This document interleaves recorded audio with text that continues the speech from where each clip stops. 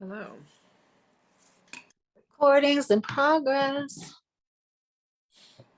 And so is some white ceremonial sage.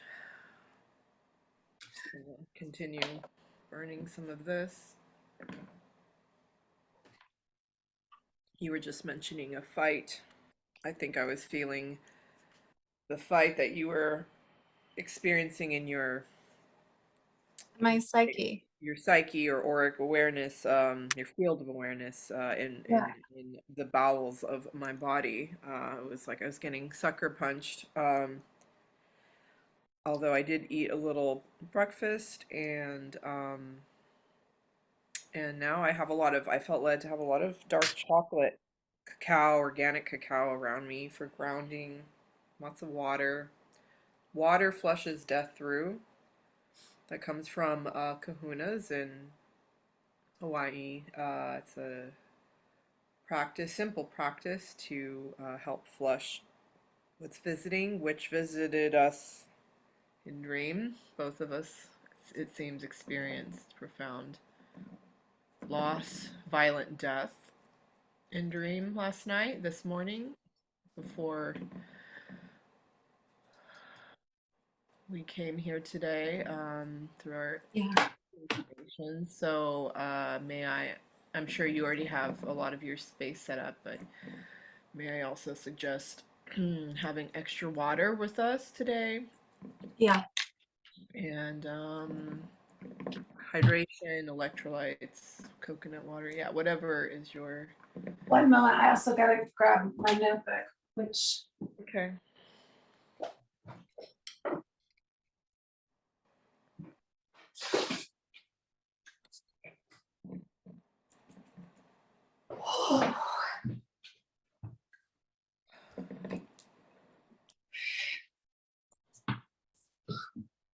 yeah. I am here. I am here. I am here. I am here.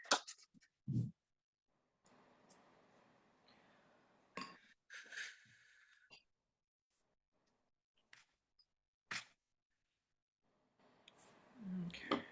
And I am shaky.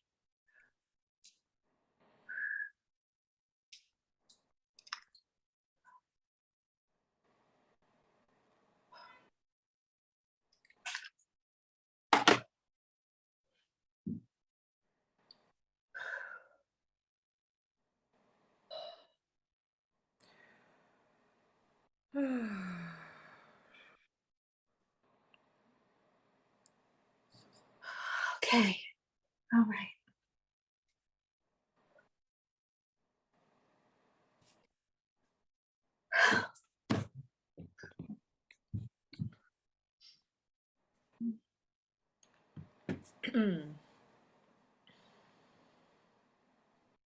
One moment.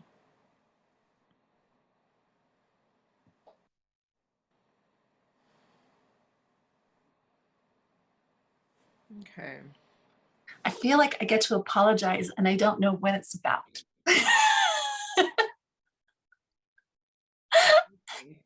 Like I'm seeing myself like a little brat right now.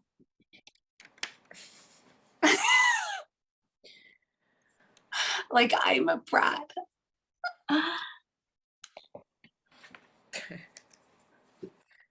You're allowed to be a brat in your body. I am allowed to be a brat in my body. I'm allowed to be a snot in my body. A Oh. freaking spoiled brat in my body. I am allowed to be a freaking spoiled brat in my body. I so am a freaking spoiled brat in my body. I love it. You're allowed that. And, And with that, I'm gonna and ground. I'm allowed to love it. No. And with that, I'm having a little chocolate to ground. Feel that earth in me. On Fun side note before we begin, I've been studying more astrology, and as I kind of suspected, someone once read a few people read my chart wrong. I'm actually a six-time water sign, though still quadruple Scorpio, all of which is water. All those are my dominant signs, like Sun rising, and it's Venus and Uranus. Pisces is my moon, also water. So all the main, the ones that kind of so to speak govern your life primarily are Mhm. water. However, so I'm a six-time water sign. I'm a five-time fire sign. Boom. And then Earth and Air are both three each. So that that's you know I've been diving in again more deeply, learning more, and it's like, oh, this is, yeah. I've only been ready for this clarity, I think, now, to take certain steps. Because I was in the past taking steps from patterns solely, really, and triggers. So I couldn't really know what I know now. So I just wanted to share that as just an aside, because that Yeah. came up the last few days. Hot chocolate and ginger. So we're doing lots of roots and earthy Yeah. stuff. Mm. Foam, little. I have a frother now. I'm this foamy foam from coconut milk. Sweet. Trees. That's that right. Tree nut. All right. Okay. Are you ready to begin? Little snot brat. Yeah, Stay little with little snotty love. rat. Yes. Let me Not see. rat brat. Yeah. Yeah. Mm-hmm. Yeah. Great. You can Well. call me grasshopper if you like. Oh. Thank you. That's if Grasshopper is visiting, that's a mentor and friend of mine is also Grasshopper. So welcome, Oh, good. welcome, Grasshopper. Um, I would say cricket, but my kitty killed a cricket this morning. There's a dead Mm. cricket on her by her litter box. Cricket, I journey with Cricket. Cricket is called Chopper. Cricket actually rides a chopper motorcycle slash whatever, has whatever vehicle I need to journey through other realms. So Cricket's very present in waking life and in other realms, including the sleeping, life. So, but there's a posse of folks certainly here. You can call me Anastasia or Ani, as you've been calling me, and I will announce who's visiting. Actually, I guess I don't want you to call me Norma, but Norma wanted to be present. These are Norma's ashes in this bracelet, so she asked to be here, so she's here today visiting. I think in part because family and death visited so prominently in Dream through our incubation. So there you have it, and rose gold and soft pink. But we'll announce more of who's visiting later. Those are just some gentle welcomings to our sacred play experience just for you and me, for Gwen and Anastasia, for this crazy magic playtime podcast where we are the guests on our own show. Yes. So, so this will this time together will follow the traditional, you could say, format or structure. There is a structure for our playtime, but within the structure is also the opportunity to play wildly, magically, abundantly, and to do whatever you feel is right. There is no wrong, but it does help to have some kind of basic infrastructure, in part for our parasympathetic nervous system. So, for the part of us that is in rest and digest, not fight or flight, Mhm. having a basic understanding of what's upcoming allows us to kind of melt a little more into both the known and the unknown. So it gives our psyches, our bodies, our minds, our spirits a little bit of undergirding or foundation as much as we're jumping off of that foundation and going anywhere we need to go, and we don't even need to know where we're going at all, but we have at least this slight kind of hint of the known as we allow ourselves also to venture into the unknown. So, with that said, no matter what we do, I feel whether it's sacred play or some type of interview or whatever the process, I feel it's so important to ground initially. So, something very tender came forward. Uh, we will begin with something just very gentle and in awareness, but it'll transition into, just so your nervous system is aware of what's upcoming. We'll transition into a little bit of music while we'll be in silent meditation, only for a few minutes. But before we get to that, both of us, let us both just find our seat. So just find where your glutes hit the surface on which you're resting right now. Closing eyes, softening body, making sure your shoulders are rolled down away from your ears so your neck is straight, your spine is straight without being rigid. It is dignified, it is upright, as you are the queen in your own seat and the ruler of your life, the God that is also part of the one God and eternal mind.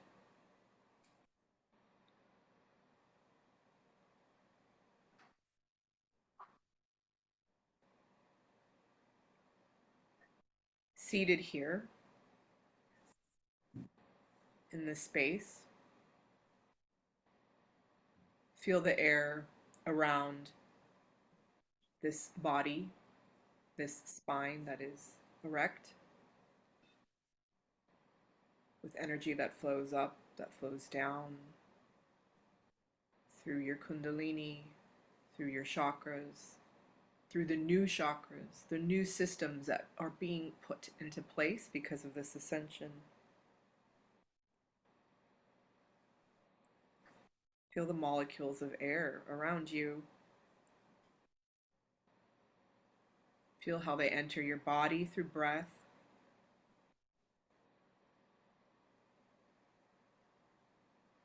through the nose, out the mouth, maybe even somehow swirling through other orifices of the body, the skin that breathes, our sacred yoni, through our crown, through our muladhara. Breath in, breath out, breathing, welcoming, focusing on what never leaves us until we leave this human form. What a gift. Old friend, thank this breath, this old, old friend, there from first moment to final moment, and somehow still part of us in the eternal moment, before and beyond this human incarnation,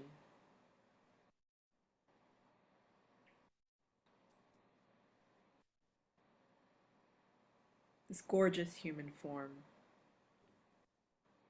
which protects us with the fight of flight mechanism and also soothes us with this rest and digest capacity. Feel now where breath is. Is breath in chest? Is breath in belly? There is no wrong. It's okay if breath is in chest and there might be some panic in the body, worry, fear. They are primal, they're essential. Thank you. You're also allowed to allow breath to drop down. Let it drop down, moving into the seat of the soul, into the simple and soft, warm, dark place that actually holds and comforts, like an eternal cave just below your belly button,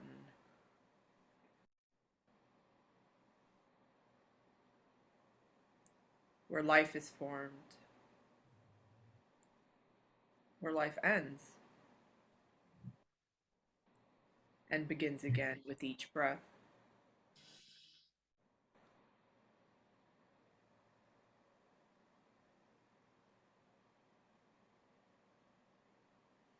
Let yourself inhale through your nose to a count of 2, quickly, but then elongating it through the mouth or nose, whatever you feel led to do, to a count of 4, so that the breath can drop down and fill up the space below as above, coming through nose, then down into belly.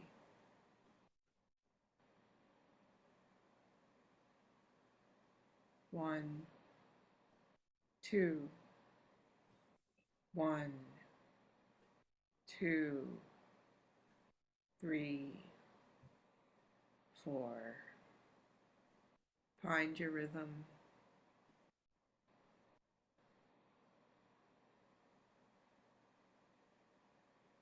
Find your space. Let yourself soften more, allowing breath to slow down and move down into rest, digest, into a tender, soft, even delicate, feminine, yin space.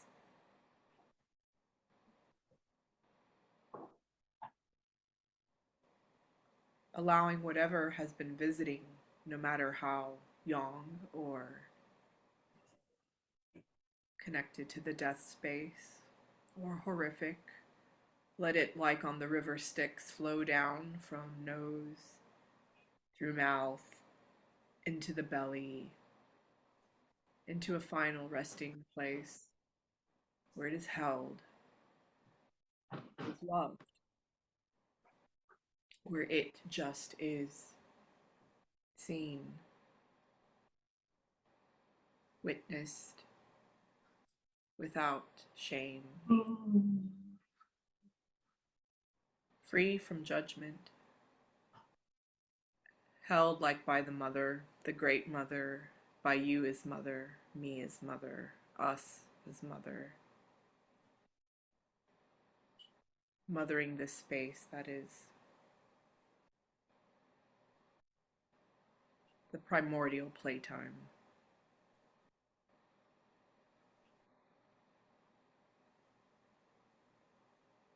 where joy is the default, is the birthright, and the death right, where what ebbs and flows that comes in and out, like breath,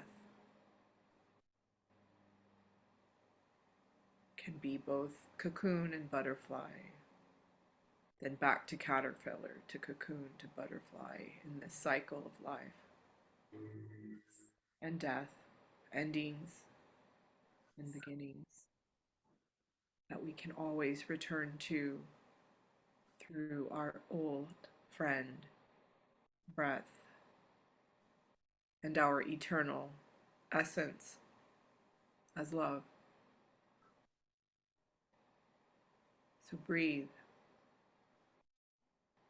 Just breathe. Allow what's been visiting through dream and through other landscapes just flow down into belly through breath, like on a river being taken to the sea, embodying as the truth of who we all are. Love. Keep breathing, breathing.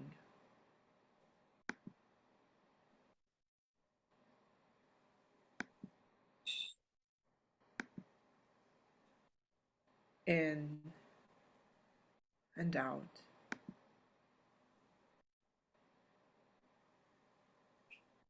In and out. Elongating the exhale, whether a count in of 2 and out of 4 or whatever is right and sacred to you.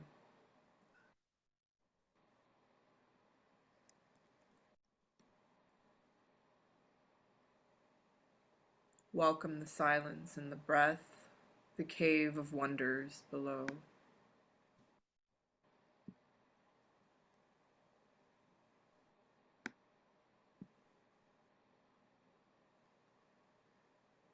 And while in this space, welcome this song that I will play for us both as we breathe and drop down, down, down. A song called Oh, I Love You, a lullaby from mother to child, from head to heart, from heart to belly, to this womb space. Just breathe in and out.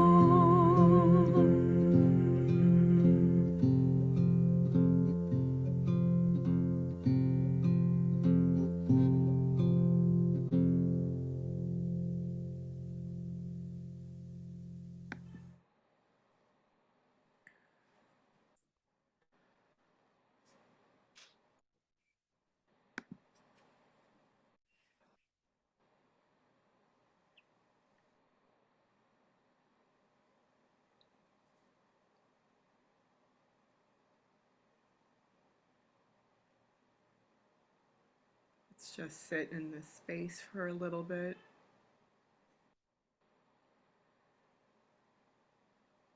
Welcoming our playtime's theme of somewhere only we go, we know, somewhere only I know, you know, I go, you go, and who is facilitating this journey with us.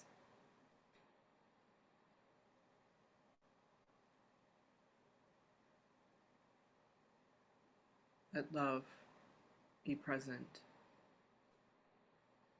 and let us both welcome whoever else is visiting as ally, as witness, as guide,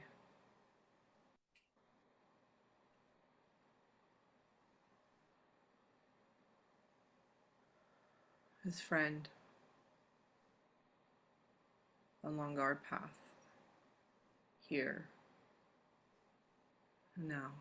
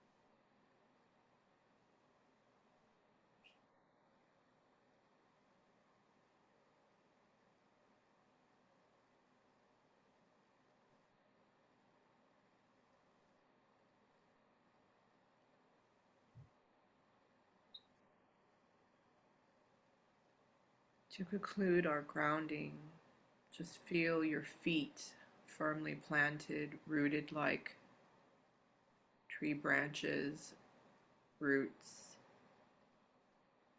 tree trunk. You as tree with roots moving down to the core of the earth.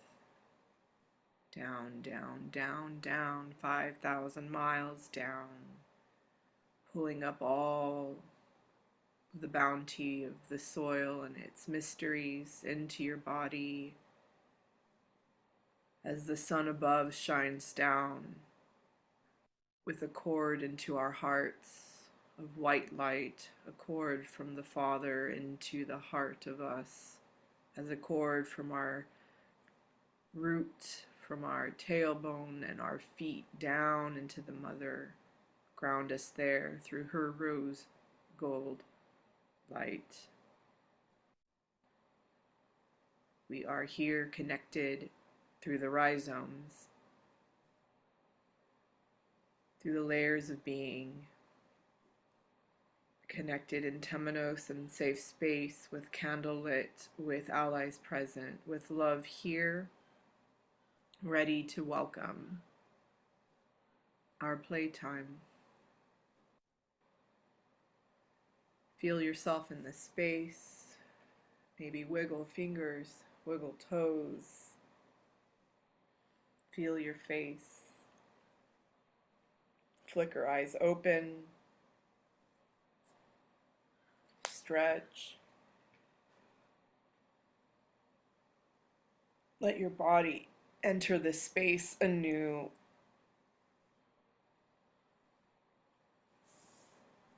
Here now,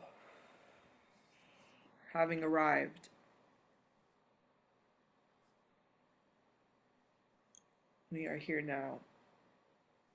Maybe sip from your water to connect to human body. We are in this numinous space, but we are also experiencing it through human form. So I honor that, and we honor that today. Welcome. Welcome.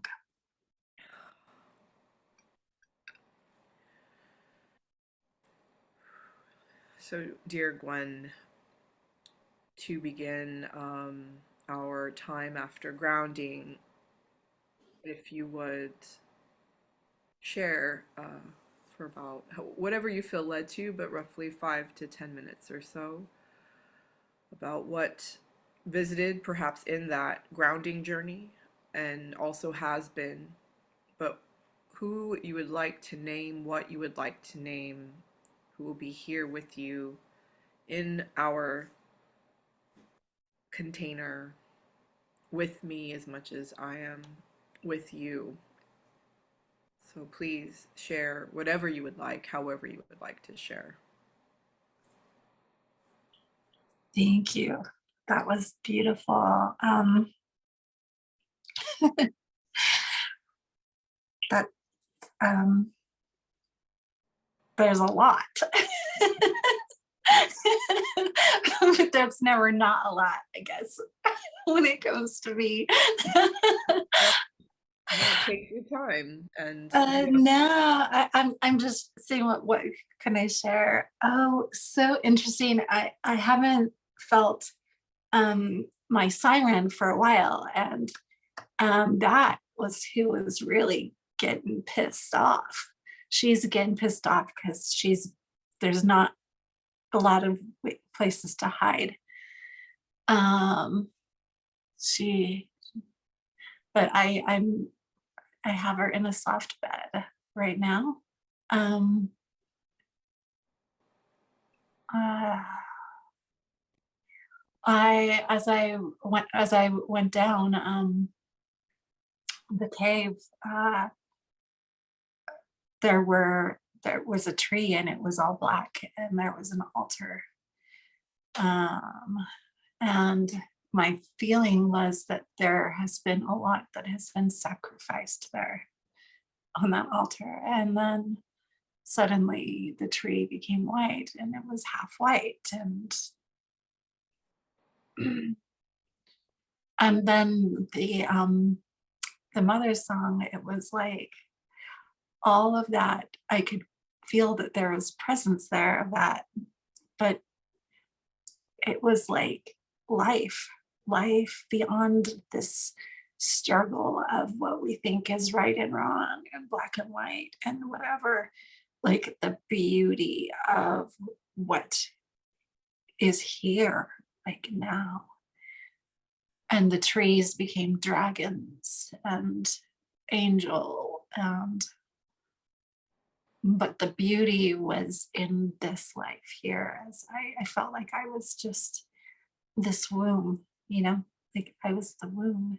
um I remember distinctly in my dream, let's see if I have it right here, because in the middle of my dreams last night I would wake up and then I would reach across to my book and it was dark and I would try to write what I just saw. yeah. I'm like in the middle. um it was something like there was the statement, is like, daddy first love me. Like it was like I've never, I mean, it was just clear words that came through me during part of my dream last night.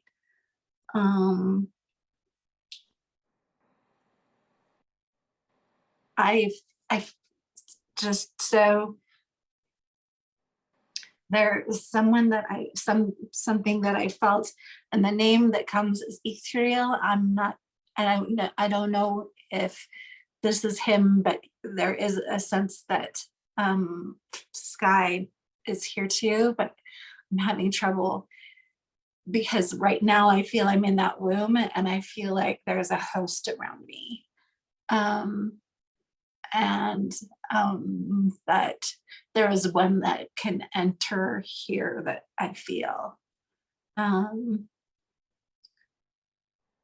was told that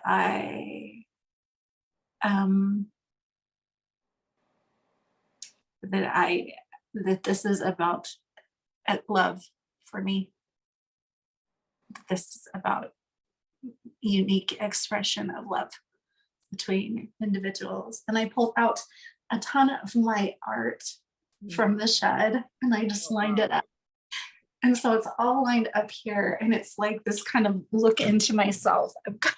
I've got to like show you like Yes. some of these things are like the things that just had to come out and that they weren't made for anyone else. Some of them Yeah. were meant for, they were just kind of, some of them were kind of some kind of expression that I just didn't know what it was, but it had Wow. to come out. And like some of them I think are hilariously humorous. Um, Here's one right here. I don't know if you can see any of No, I'm these. seeing all of them. There was one a bit ago that really spoke to me, but they're all speaking to me. They're all very Yeah, there's this one. This is actually one of my most kind of, it feels the most reckless, but it's one of my favorite ones right here. Mhm. Um, Yeah, Here's wow. He Rises. Here's Mm. here's this right here. It's like the womb space, yet it's cosmic. Yeah. Yeah. And I'm just like, it's one of those things that I feel like if I don't see it, it's almost like I forget who I am in a way. Yeah, I understand. And so it's all here with me. And Wow. just to be like, it's funny, I'm using transparent. Um, I think Sky is in a position right now where he's deciding whether he wants to be with me or not. Mm. And so I think I think he was connected into that space in the Mm. dream Yeah. last night. Um, and so there's a lot going on with that. So Mm. this is what's here for me, and whatever gets to be present gets to be present. So, and I am so honored to be here. I'm so happy. Yay. Thank you. Thank you. I honor that you are honored and excited. I'm deeply grateful. I've been yearning, so much emotion. I've been yearning for this. I had to put this, I used to do this, every other week with about 22 women. Not all of them would show up, of course, at once, but on average, about 6, 7 women in this sacred space. And it was extremely transformational. And I think I gave it my power.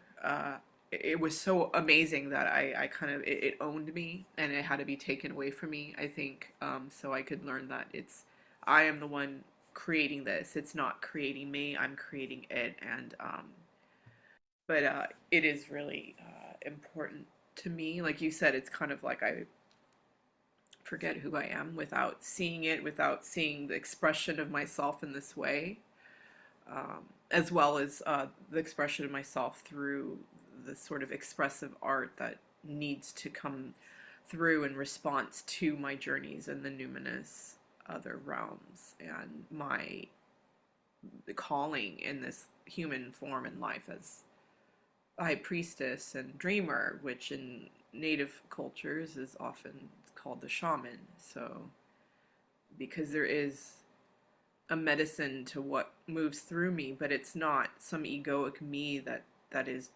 powerful. It's quote unquote, right? It's simply all that is expressing itself through my unique vessel. And the more I'm in surrender to it, the more a so-called medicine can come through me and offer what folks need, even if they don't know they need it, and even if they don't know I'm doing it, because often this can be expressed through complete silence and even distance, meaning someone in another country, even, and I can just hold the space and allow what needs to flow through, and then be offered to that person or to that group of people. So, thank you for being here and letting this play time in a way that's come through me since December 2020, be here now again in new form because it had to evolve, and this I feel is part of its evolution. And I almost feel like Cricket, finding Cricket dead, killed by Galaxy this morning by Kitty Cat, who is a journeyer with me. Galaxy was in dream for me, and Cricket being dead because Cricket helps leap forward, helps me journey. Cricket is an old ally and friend, and seeing Cricket crushed upside down, dead, just like the death that was present in Dream this last night and this morning. It's not per se something extremely horrific. It's unsettling, but it's also about a new beginning. Something has to die and end as much as something has to be born and begin. So I welcome that in this space. Let me blow my nose. Uh, if yeah, do you wish to share any more, or I can share more of what's I visiting would me? love to hear more from you. Okay, thank you. What was surprising was the colors: pink, kind of almost overbearingly pink, then becoming more and more subtle and soft, almost like into a sandstone color, like sand, with a tiny hue, a little bit, a hint of pink that was very present through earlier dreams this morning, which woke me up around 5 a.m. And then I went back to sleep, and more dreams visited before that. It's interesting. There was this pivotal transitional moment of before it was a boy, young man, not like a young child, a young man who is in this world in which there are a lot of different types of work and jobs people did, but no one really did the job that he did, which was almost, you could say, paving roads. He had, like when you squeegee a professional, like window, like if you're window washing, you use like one wiper blade. So he had this like long kind of wiper blade almost. And he was just with like a wish of his hand, just sort of paving the roads of this city, of this town, world, realm, wherever he was, which was very, a bit rural, but also um, there was a city to it. There was a cityscape to it, but he was part of what was helping maintain it and create it, and there was artistry in it.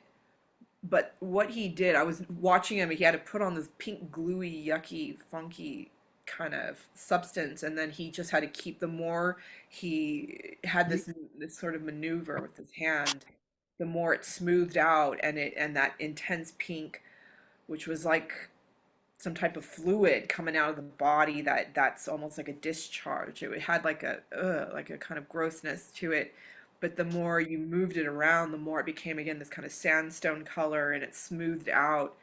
And the roads weren't perfect that he made, but he was tirelessly mocked and denigrated by everyone around him for what he was doing. It was a joke. It was, who takes this job? Nobody. This Wow. is ridiculous what you're doing. And then suddenly it was like an advanced civilization, like rulers of another alien planet even arrived. And they noticed this boy, this young man, and what he was doing. And they had it was kind of weird. It was like money trees, almost like really tall coconut trees, but instead of coconuts and like palm, fronds here and there, it was just very dense, almost like a book of leaves, and it was all sort of green, but dollar bills of some type of bills, like American currency, money. And they needed his help with sorting it, taking it out, like understanding it, almost like reading it, and being able to, climb up the tree and take care of it to some extent. And he's like, of course I can do that. Because basically, this man boy who could do this job with the roads, and I know this gesture, like in dream tending, I would ask myself to, oh, repeat this gesture. What do you feel? What do you know? It definitely feels important. But Mhm. he um, he actually can do every job in this world. He chooses, but this is the job he chooses.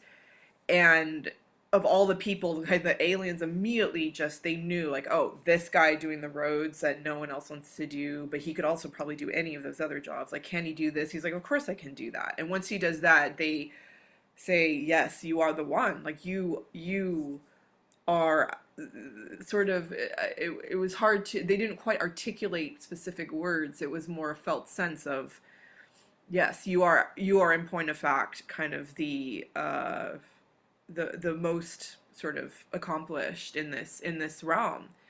And it all unfolded through this level of, because he there was no ego, pride. There was ego in the sense of like understanding this was the different jobs he did, or especially the roads. It was just, oh, this is something I have to do, and he has a training and an awareness in that regard. But he just did what he did just because he could do it. He didn't understand why everyone mocked him so intensely. I mean, it felt like bullying, like almost childish junior high level bullying.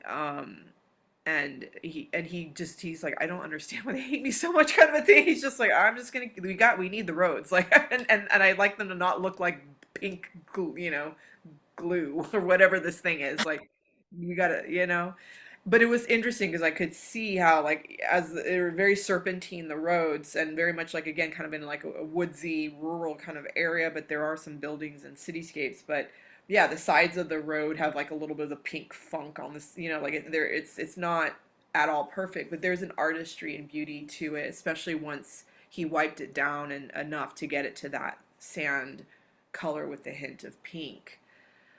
So pink, very much this and the in the kind of the intensities of pink, visiting and sandstone, and this uniqueness of doing something that just is right, and you can do it, and it's needed, and you do it as best you can without like a perfectionism. And there was sort of a recognition that then visited. And then of course I wake up, go back to sleep, and enter into an absolutely horrific landscape that oriented around family. My maternal grandmother, babunya is the word grandma in Russian, and that's what we called her, babunya, present. My mother, sister, present.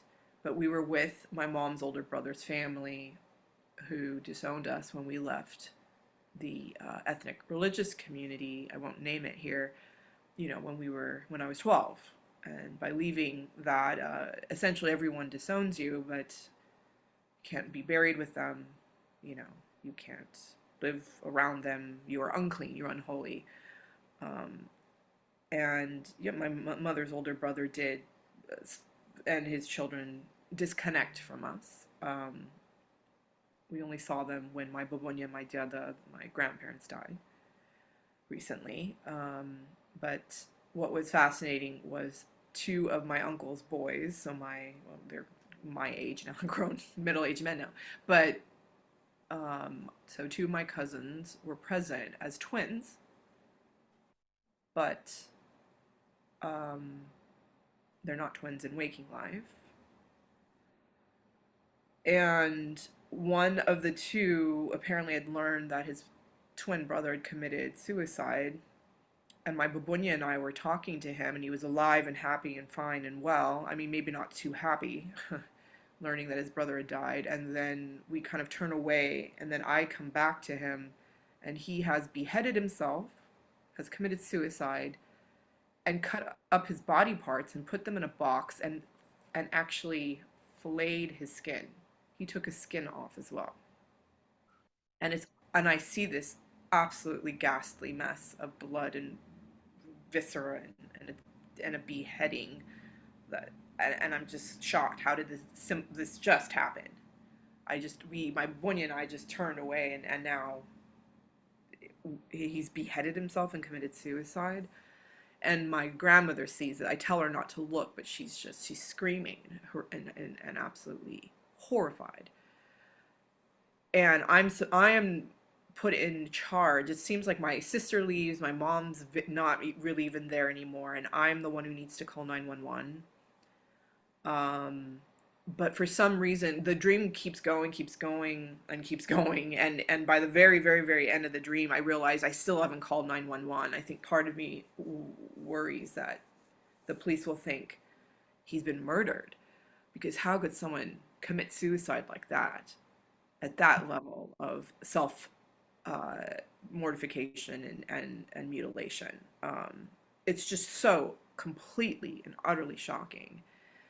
And the colors present are less pink, it's much, deep blood, ox blood, red, obviously my walls are sort of that color, but it's ghastly. There's a lot of brown present, deep earth. It feels like earth is very present in that, and it's just it remains shocking and very real as I keep journeying and dream.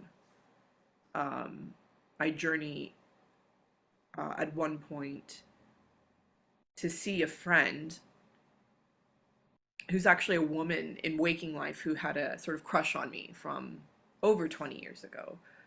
And every so often in waking life, we kind of reconnect, not romantically, but as friends, although I can tell she still holds sort of a torch for me. She has a partner currently, and in dreams, she's sort of presenting at a conference, and I think, need to connect with her, connect with someone. And she, in waking life, is a healer, a caretaker. She's a nurse, and that's present. She's at like a nurse convention, delivering sort of like a paper in like pink scrubs.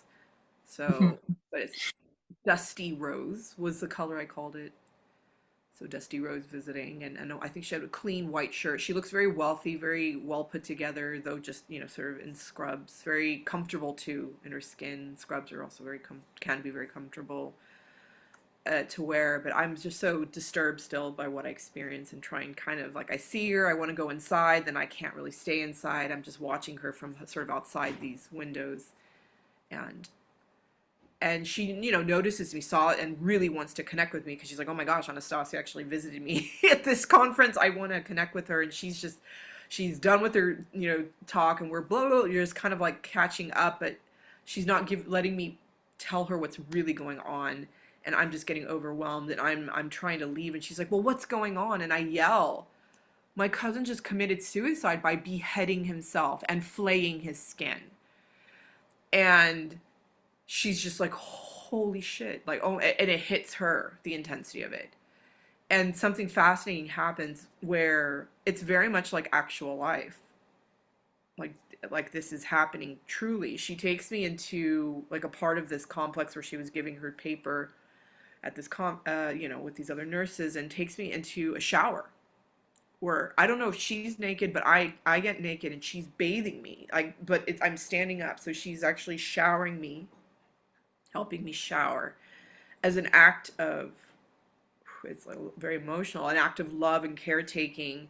It's not sexual, it's not romantic, but there is a tenderness and an intimacy and a true and deep concern and care, that, and this is the way that she's showing it.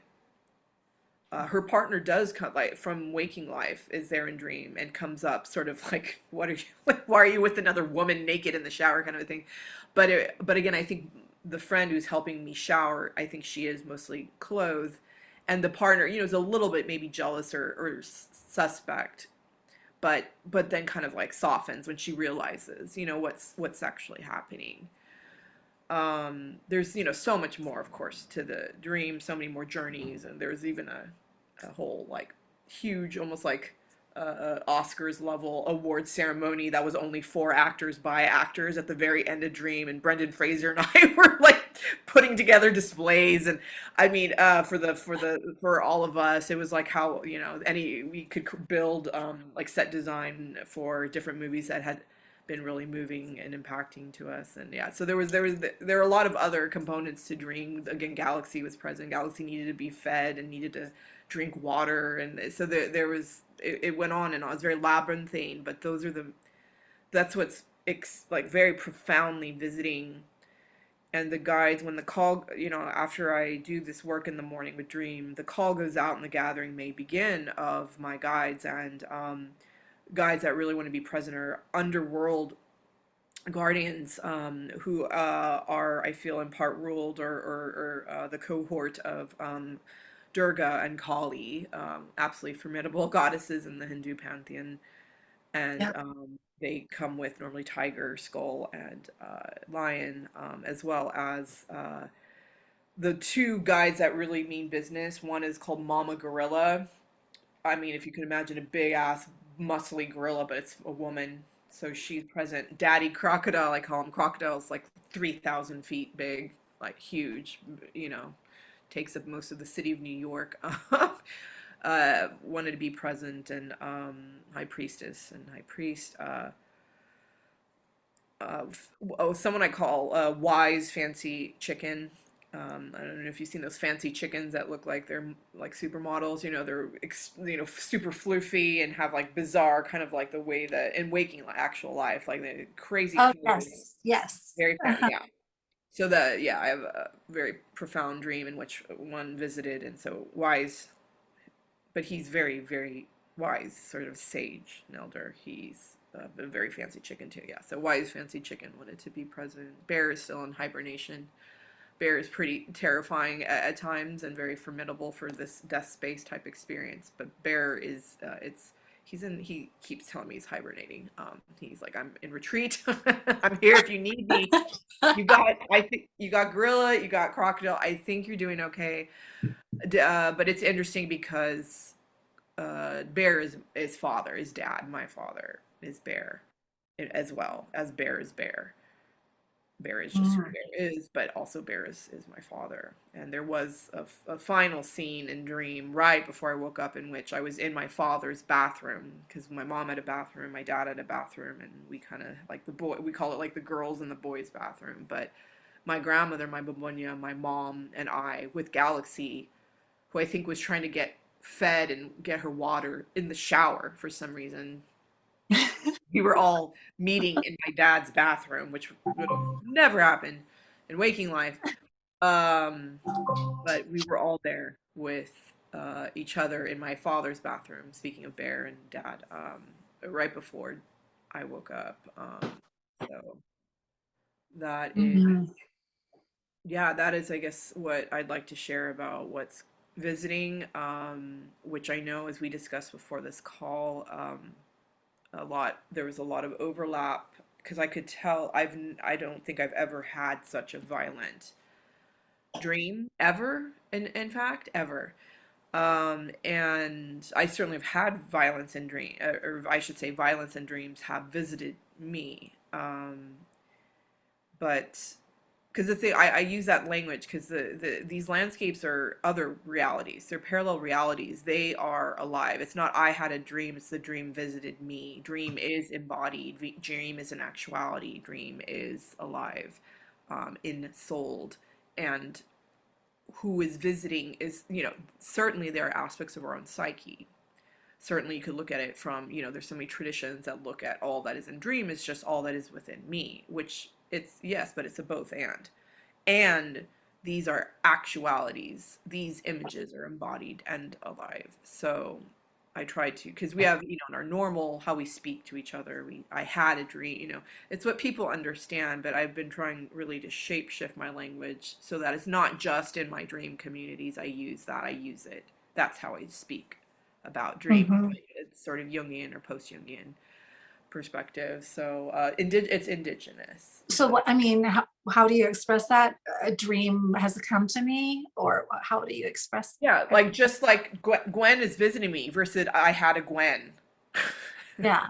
I had a Gwen today. No, no, no. When Gwen visited, Bear also came. Beheading visited. Lots of pink and variegations of pink visited. You can Mhm. also say they were journeying because you are journeying when you are asleep and when you are awake, whether you're doing it through psychic realms, through the psyche, through the etheric and subtle bodies, or you're doing it through one foot in front of the other and actually traveling. But wherever you travel in the waking life or in the sleeping life or any numinous other realm, it's all animated and all alive, every single infinitesimal aspect and molecule of it, whether so-called inorganic or inanimate or organic or animate. So the mini blinds are very much alive, and because here's the thing with what's inanimate, they have been created. Yeah, that's intelligence. Yes, there is an innate intelligence to everything. And it doesn't mean that suddenly, okay, the mini blinds are like opening up and speaking to me and I need psychiatric medication. It's happening in a much more subtle way, but there's the way that everything interconnects, there can be almost like a whisper or a hint. Like I can almost, for some reason, this really feeling, I can feel that with looking behind you with the way there's like subtle openings. It's almost like a little welcoming, like, come here. Like there's some, like, There's something beyond. Yeah, there's yeah, like peek like, in, like it's a secret garden, a secret, like I just yeah, need to, just like in any movie where you see like a little bit of light and you're like, huh, and then you're like, whoa, it's a portal. And I just got chills wow, because it's a that's portal. wow. What you just talked about just brought back some of my dreaming. That's so interesting. Because in my dreaming, they were talking about meeting someone, but like them being just around the corner, them being just like, can you wait and be with them even though they're just around the corner? Can you? It's like stretching my understanding of what is beyond what I can see, Hmm. and knowing that that presence is still there. Like, like, um, mm, let's see. I'm just trying to think of what else is coming up, because I felt like in my dream, like I had like 17 mini dreams. Yeah, that's you often know, how I dream. Yeah. yeah, and yours seems kind of like there was kind of the storyline moving through it. And for me, um, like it felt like I was, of course, in dream world, but like I was in the space of just of empty, of where things manifest, and it would come up, and I could still feel the empty in all of it. I could still feel that space, and except for when I got into it felt like a story, and and I I don't remember how the situation came up, but I do remember being with, and it felt like it was sky, and we went through a dock, and we were cornered onto a ship, like they were holding us in the Mm. hull of a ship, and because they were going to behead us, like they were going to behead us, and like, so I it was almost as if I knew that this was going to happen beforehand. And so I had pried some of the boards to see if I could pry them back.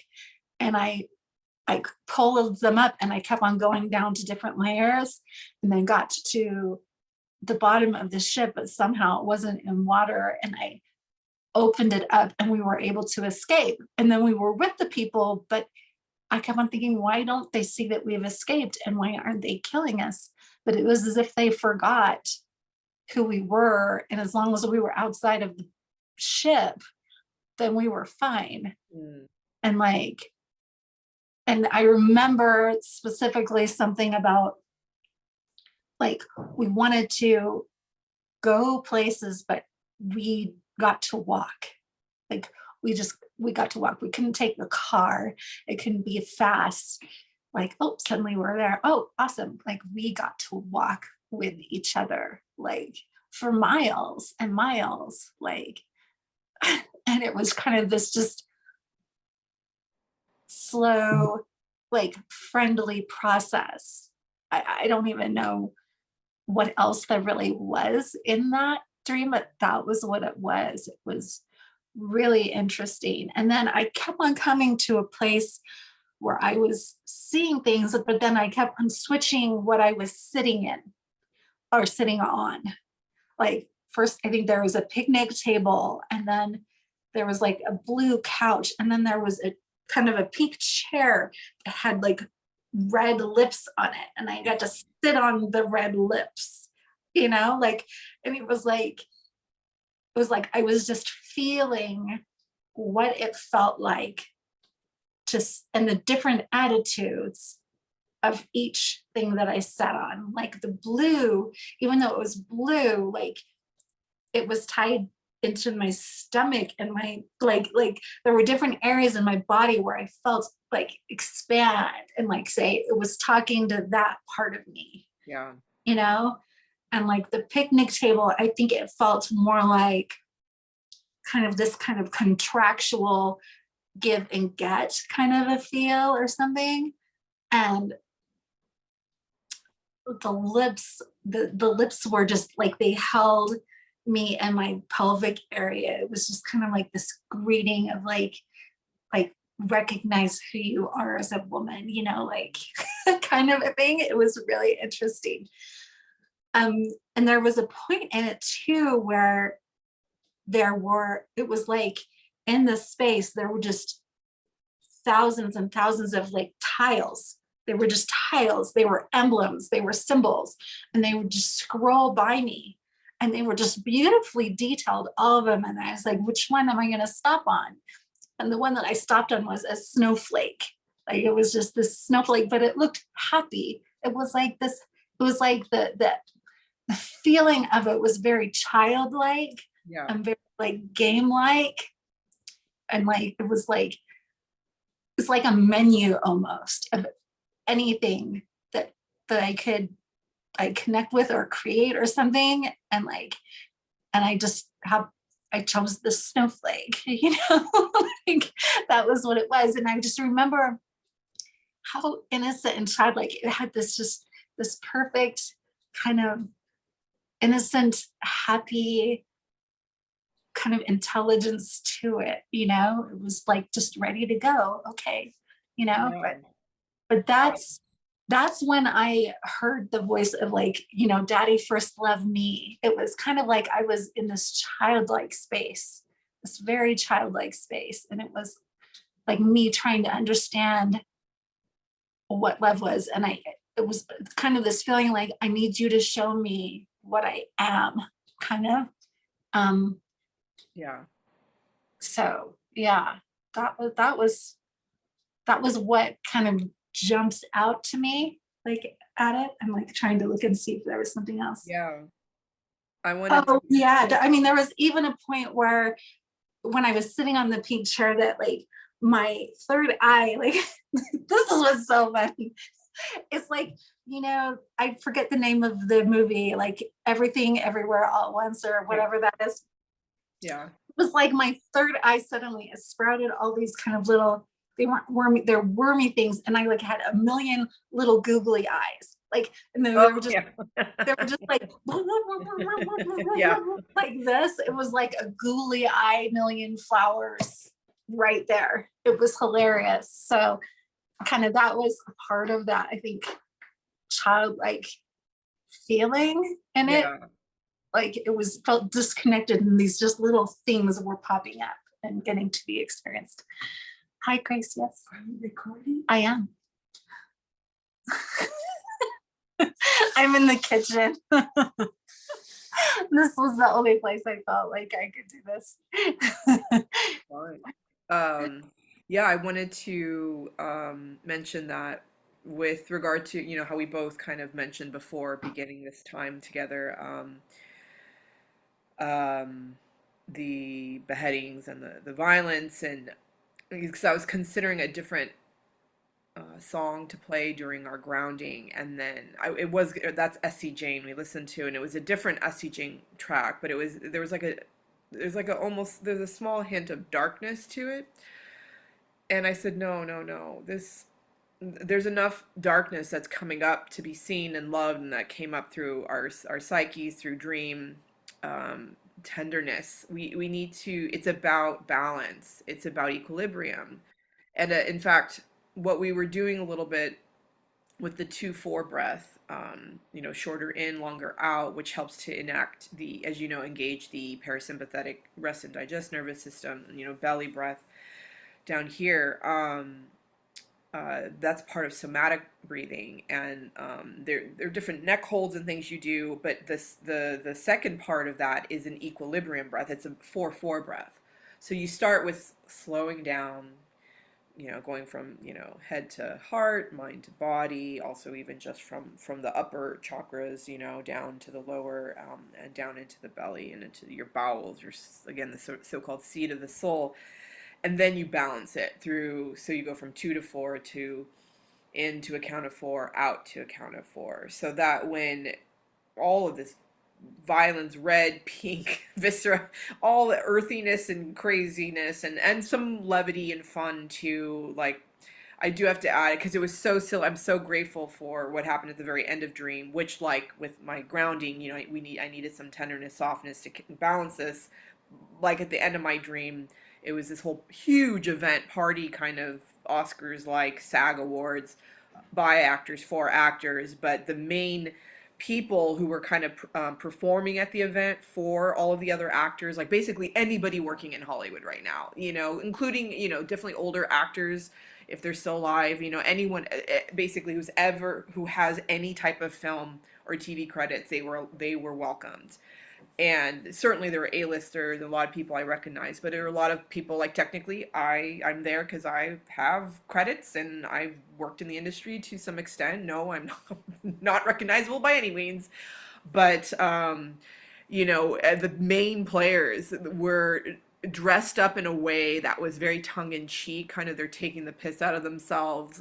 In fact, the person who was emceeing was Sarah Jessica Parker, who of course was in Sex and the City and was maybe Wow. very secular and, Yeah. and vulgar. And her costume, she was dressed up as a nun. And when she came on stage, everyone just started like howling with laughter. And it was kind of like at the Oscars and those live, award ceremonies where they take the camera and they pan and they go to someone's like close up of their face. And so you would get close ups of people just laughing hysterically. So basically, Oh, they would take their most famous roles and they would kind of just play with them and dress up. And what I found interesting, because when I was writing it down, Brendan Fraser, who was kind of a blend of Daniel Day-Lewis and Brendan Fraser, I originally watched an interview between Brendan and, is it Colin Farrell? I can't remember. I think it is Colin and Brendan. Um, Brendan, he was saying how you pronounce his name because I thought it was Fraser and it's actually Fraser. He's like a razor, Fraser. Fraser. Wow. Yeah. See, you learn someone new. So it was, but there was like a little touch of Daniel Day-Lewis in him too, because I've been really obsessed with Paul Thomas Anderson's Phantom Thread from when it came out. So and that's, you could say, Daniel Day-Lewis's last movie because he retired after that. But anyway, but yeah, Brendan and I, as I'm writing down what we were doing in Dream, he was, or I should say, present tense. That's another thing about Dream tending and about writing down Dream. It's trying to keep in the present tense because it keeps it like it's happening right now. Because it is. All there Mhm. is no Yeah. linear time. Whatever happened before is happening now. What will happen is happening now. It's all contained in the now, in this moment.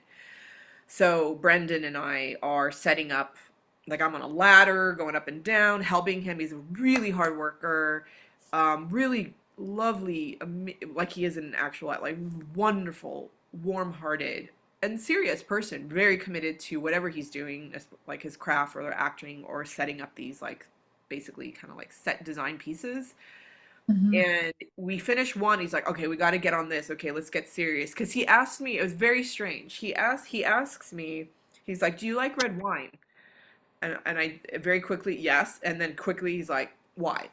And then I say, well, I used to work in health and wellness, and it's loaded with antioxidants, blah blah blah. That's part of it, But and I want to continue, and he's like, that's it. We have to. Okay, thank you. He's like, he wanted very short answer. He's like, we have to work on this next display, which is for this favorite movie, and he names the director like it's his friend, like George, doesn't give like the full name or anything, like he's worked with this director. And I Mhm. think he's referring to Sister Act, the movie Sister Act with Whoopi Goldberg, but I think he says Sister Sister, which of course was, there was a sitcom in the 90s with two young, black identical twin girls who played sister and sister, but there was something about that reminded me of you and Grace, Mm. being present somehow. And to him, Brendan, like that was like one of his favorite movies. And he just, it's like, it's one of those things where like maybe a guilty pleasure, like you don't want to admit that, like, Yeah. love this movie.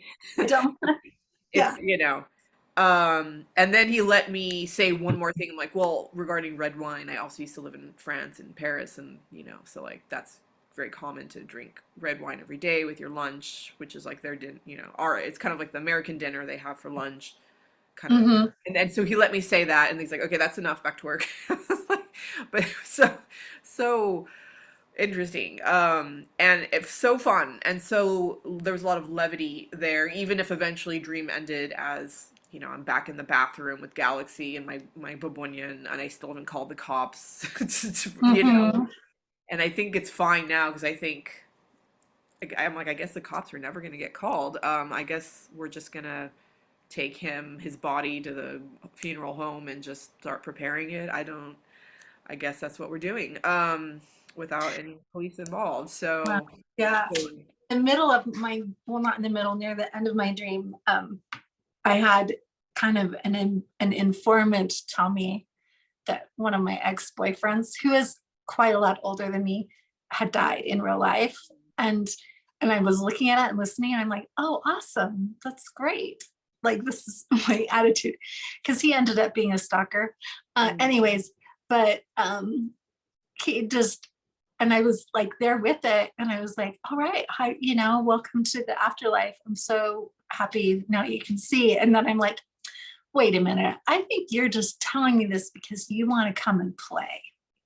So it's time for you to go now. And, that was really fun. But, I kind of let him off the stage because I was like, I think you're really alive and you are just wanting to come and play. mm, And yeah. so it was kind of funny that it was nice for me to be in a position because, like, for many, many years of my life, I was terrified of this person, like, Yeah. terrified. And, like, for him to show up and, like, get the news and whatever, and me to just be like, oh, what silliness. Okay, well, goodbye.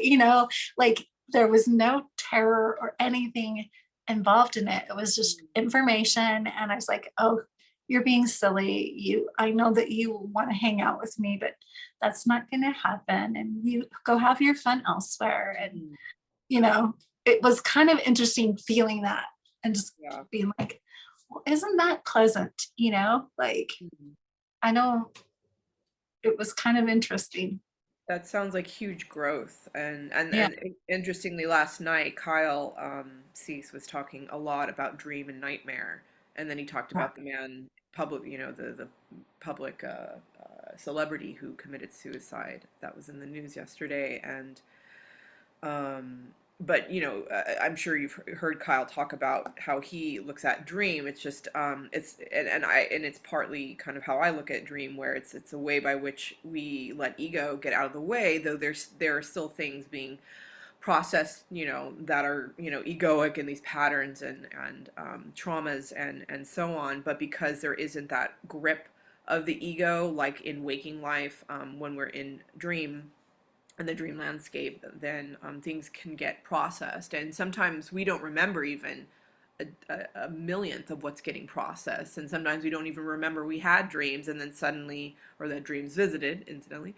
But then we wake up and, we've slept 8 hours and we feel like whatever we was ruminating in the mind that the night before, whatever was visiting that was painful, difficult, like we almost feel like, oh, it's no big deal. I'm fine. Like something has shifted, whether we know it or not. And sometimes there are people like you and me who are, called to be quote unquote, sort of dreamers, as it were, where we're very aware of what's happening when we're in these other landscapes, whether awake or asleep or in between spaces. As Steve Eisenstadt says, the places betwixt and between, that are in the rhizomatic layers of experience in human being, which are in the basically in the earth itself, in the belly, the womb of the mother. um, we actually witness the transformation at times, and sometimes it's quite literal, and and often it's simply a portal into more journeying and more experience in these realms. Because I wanted to say two things came up. One is that just like there is only one eye, meaning not eyeball, there's only one self. There is the true self, there's the higher self, there's all that is, of which we are an individuated facet. um, so as you know, we're sort of the infinite and the droplet of one, and we're the droplet in the infinite, at the same time. But really, there's only one true self. When we say I am, Anastasia, you say I am Gwen, and that is just, it's a name, it's an identity that was given to you, that's been indoctrinated, that's been programmed, that's basically a constellation of family patterns, your patterns, ancestral patterns. It's just a bunch of stuff and gunk that's helpful because it's also quite beautiful, even the gunky stuff, and it's a part of how we manifest in this human form, and allow all that is to flow through us. However, it is not the actual self, as you know, it's the false self. So just like with dream, there's one dream, whether you're awake or asleep. it Mm, just it just helps because we're humans, and it can be hard to discuss, like, oh, like when you're talking about the dreamscape, I help, like if I say, so and so visited, but in waking life, so and so is a nurse, in this dreamscape, so and so is, a doctor, or what, it can help yeah, to help us make sense. Just like how when we're talking about egoic pattern, it does help not to say I am sad. It's like, no, there's sadness in my body, because not yeah. identifying with I am depression, I am depressed, I am XYZ, because you're not any of those. I don't know why I said Z, but XYZ, you get the point. But I'm now British, and apparently, but yeah. So I wanted to really make that very clear, and you know this. So like whether I'm right here and I close my eyes and suddenly I'm journeying in another landscape, like I'm always right here. And that place that's in maybe the in between, the I think it's full alpha and maybe delta, where I'm in like a sleep state, or so to speak, more unconscious, but yet still alert somehow. It's all part of one experience, right? It's all part of one dream. So, and it's certainly just like as we're awake, it's not as simple as like, oh, ocean equals grief. You're just all that or water equals grief. All that water is grief, and certainly that might be a part of it. Like dream symbolism has like is kind of like an archetypal form of studying dream. Like there are definitely some things that can, like there's a constellation of ideas that can get boiled down into this one thing, and it represents this one thing. The blue pen indicates whatever, your mother. Not really, but tell me about your mother. But It is only your mother, and that's all it can ever be. yeah, it's the phallus, and it's your mother. So no, yeah, again, it's always a both and. It's always extremely complex. It's just like as Kyle, talks about, like, okay, you have this opinion, and you let my voice be heard. It's like, well, then there's someone with the opposite opinion. Let my voice be heard. Now what's happening? It's just a bunch of yelling and screaming. It's like, why don't we just listen, consider all points, and consider there's something even beyond that. There's one point to everything, and it's beyond all of that, and it's love. And it's peace, and it's forgiveness, and it's allowance, and it just is. It's kind of both everything and it's nothing, like in the Tao Te Ching. But so the same thing again goes with dream. And a sort of mystic and mentor of mine, I was talking to him about dream tending and dreaming and so on, and he's like, "Whoa, stop! Why are you like? Why you're saying there's one thing at night, there's one thing here?" I'm like, "No, actually, I'm like, I can speak more really with you. It's all one dream. Whether you're in the waking landscape, you're in the landscapes that are in between spaces, or you're in the sleeping landscape. They're all one landscape of one dream, of one self, of one I, of one you, of one me. But the fun part about having this ability to be awake in this realm, right, that we're in currently, and then also go to sleep at night and be in those realms, is that we get a glimpse into the multidimensionality of life through the dreamscape. And what Yeah, yeah. dreams offer is, they offer portals of opportunities when you have the right allyship and companionship to journey with them through the portals offered to you in the dreamscapes, into those other realms, basically into the realms from which the dreams come, where they come from. These, whether it's the landscape, every single, like, just like if you're watching the movie, like any movie, I was going to say the Matrix, but every single thing has been created from Yes. something, someone, in part by you and for you, but there's also something much greater than that. And you're witnessing it, you're allowed to be privy to this experience, and with humility and grace and patience, it's through doing, we call it doing like a dig, or doing where you a dream reentry, where you go back in, then you can, with, again, allyship, you can ask to be shown whatever you need to be shown. It's just like going into meditation. It's not shamanic journeying where you have an intention, and you're really doing something very specific, more or less. It's really completely, you are allowing yourself to be present at a threshold, at a precipice, with safety and with containment, in order then to go somewhere where you have no idea, and they will take you wherever you need to go. And you do have, the obviously, the ability to stop and return back the way you came. But that is kind of like the next level of what these dream landscapes offer. But the way to get to where the portal is, and who can come with you, or who will be guiding you, that's a whole other thing, because that's where the experience of doing a dream tending, comes into play, where you can sit with it, because obviously enmeshed in all of this are egoic patterns, and deep seated pain and horror. And so that comes through tending to what are called associations, or the connections, like you were talking about the stalker, in waking life. And there is a sort of Yeah, if I can insert right yeah, here, after I talked about him, my siren became very upset. She was very upset that she was being held, like, because she wanted to attack him, mm, like, attack him. Like, she has yeah, no, like, and so it's kind of interesting because you talk about our dimensionality, and yeah, I'm sitting here present with you, and at the same time right, being with the siren, yeah, you know, yeah, who who I'm like, oh, you were born as protection. You were born as protection for me. Um, and um, that's why you're having a heck of a time right now, huh? Like,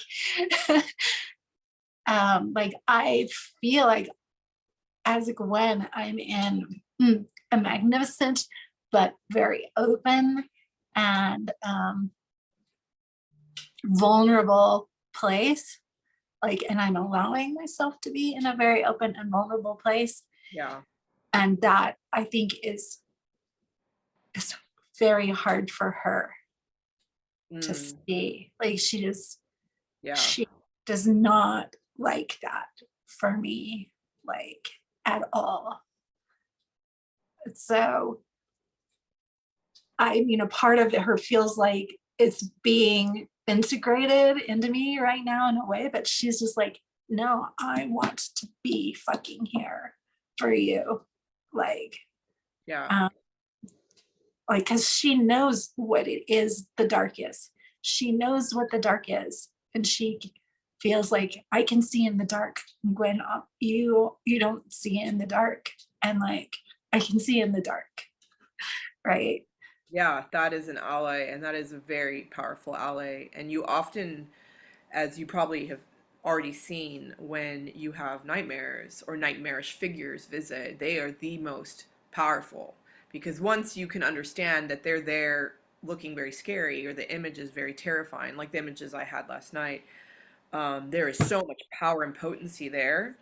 And once you understand that they're actually there just trying to get your attention, and that they had to put on the most like if you're walking down the street and someone is wearing some costume that's just so like either terrifying or hilarious, like they're going to get your attention. So it's the same thing happening in the psychic landscape of dream, where especially when it's really really terrifying, because the thing with that kind of libidos is it's called, or energy or chi, life force there, that prana, it's big energy. And once you understand they're not there to hurt you, but to help you, and that they've been trying to get your attention, you have not been paying attention, and so this is the form they had to take. Once you understand that, you then can go on these journeys with them, because whether you're in those landscapes, any other landscape, any dimension, whether it's in the dream landscape or it's in the in between or the waking life, they are there to, yeah, normally kick ass and take names. But you can't quite get to the point of really kind of going on adventures, so to speak, until you do kind of untangle a little bit and identify the complexes, the patterns that are visiting, so that you have the right allyship and protection. It's just not willy-nilly, because we all have the dragons and the demons and the darkness is a part of the light, but there is this facet of the darkness that could cripple us, that could be quite damaging to the psyche, because this is very much how we function in the world. So we want to have a healthy psyche as best as we can, right? That's kind of the goal here, and to experience love and joy and peace and equilibrium and balance of all parts of ourselves, and all parts of all dimensions, even if we're just part of one dimension of this oneness. you know there is this experience of multiplicity, of duplicity, of this interdimensionality. And that's sort of like the point of, again, of why do you want to even tend the dream? Like, why not just like hey, Simon, or pink, or all these colors, couch with lips, or let's just go for it. Like, let's see where the portal is. Oh, I see an opening in the in the mini blinds. Okay, let's go. So there is a certain, also honoring of all that is. It's all powerful. All of this is so powerful. So there needs to be this kind of level of the beginner's mind, and of humility, and without being humiliated, right? It's just an understanding of how you are a part of the whole, and yet you also are the whole, and you are the power. But there's also, in this experience of journeying, and what we've been sharing, and how interconnected our psyches are, how much we've seen that we are, when we do this kind of work in community, we see how we are one and the same, and aspects of me are in aspects of you, and vice versa. We see the beauty, the power, and also the terror, the sort of like, it could be wielded in really intense and maybe scary ways. But above all, yeah, this time together, I don't feel is going to be like a dream tending, experience per se, though we've kind of like gone in that direction. What this experience now, from I feel like we're going to pivot now, is about honoring what has been visiting, which I feel so much emotion saying that. It's been so profound. What has come through you, through our dream incubation, through your shares, through my shares, through the grounding we did, so much is present. Our field of awareness is very rich right now. So many things are visiting us, so many beings, so much is journeying here with us right now. And part of working with dream, working with interdimensional, journeys and experiences, which are often journeys with images that are embodied, alive, and souled, is honoring them with gratitude, thanking them for visiting, thanking them for being here, and doing that through some way by which you can kind of give back to them. And because often what's visiting is image, or a felt sense, or a movement, or sometimes words, it helps very much to give back through some form of creativity, because they are creativity incarnate. That's really what they are, coming from the cauldron of creativity and all that is. the sort of birthplace of all that exists. But as they are also image, you can create image, you can paint image, you can draw image, you can sketch image. Often, though, sometimes the words come, right? Writing, whether it's freestyle writing or poetry or like having specific versification and rhythm to it, or songwriting or singing, or dancing, or movement. I mean, it goes on and on. I've been in this community where there's a photographer who started to make like a short video that was really just images that were like that created a felt sense, and she created like a little video. So you could go in absolutely any direction with how you wish to honor what's been visiting, through giving back, through creating image yourself based on the images who have been here with us, journeying with us. And obviously you can do something multimedia, where you start painting, and then you add words onto the painting, and then you dance with the painting, or you create a performance piece. That sounds very elaborate. It doesn't ever have to be that way. I've been in community where folks are in a very somber, meditative space, and sketch something so simple and rudimentary, while also just breathing in the vibration and the feeling, and even just kind of like traveling, as it were, journeying, just as they're looking at maybe like the rough outline of a horse or something, and just being present with it. There's no wrong, there's no right. It's just whatever you feel led to do. But as a suggestion, take what works, of course, leave the rest. For me, and this is really obviously personal, for me, writing starts to get me too much in the mind and the head and out of the heart. And that's been a struggle, though I love creative writing, freestyle writing, and it's a passion and something I've been trained in and I love. But for me, I have found that acrylic painting, in part acrylic because it can dry really fast, and you do have like something kind of to show for what you've done, like very quickly. But of course, whatever medium moves you. But for me, just sitting with, all right, what colors are visiting, and I kind of go over to where my paints are, and then I just kind of hear and feel and see, oh, lemon yellow, whatever, cerulean blue. And I just start, I start picking things. Yeah. It helps to have a simple palette. I've noticed, like only 4 or 5 colors at most.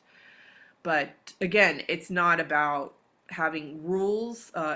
Again, a bit of infrastructure can help. So you have some, like, so it soothes again the nervous system. You don't start to go into this panic of, oh no, there are too many choices. But for me, yeah, just listening. And then I think what for me has been really liberating is allowing myself to use whatever tools I think are what I'm not supposed to use, like Uh, plastic, spoons, and literally some random whatever I have near me. I remember someone in my community getting like her child's hair ribbons and painting with her hair ribbons, finger painting, scratching. One person started burning the painting, like whatever you feel led to do. And it again doesn't have to involve pain at all. It can, as I joke, I'm like, you can lie down on the ground right now in fetal position and just rock back and forth, or go into like downward dog or something, and just like be in yoga asana for like 50 minutes. So, but good what thing. I offer is, oh yeah, and I was gonna say, like, I often, like, I will deconstruct this box of chocolate and then paint on that. And it doesn't have to be a canvas. It can be whatever moves you, whatever you feel is right for this moment, to honor what's been visiting, which will itself become a dreamlike activity and will yield new portals and new relationship with dream and with allies, and possibly even reveal new allies through the work when you paint in this field of awareness, in community, with incubation, with candlelit, in Temenos.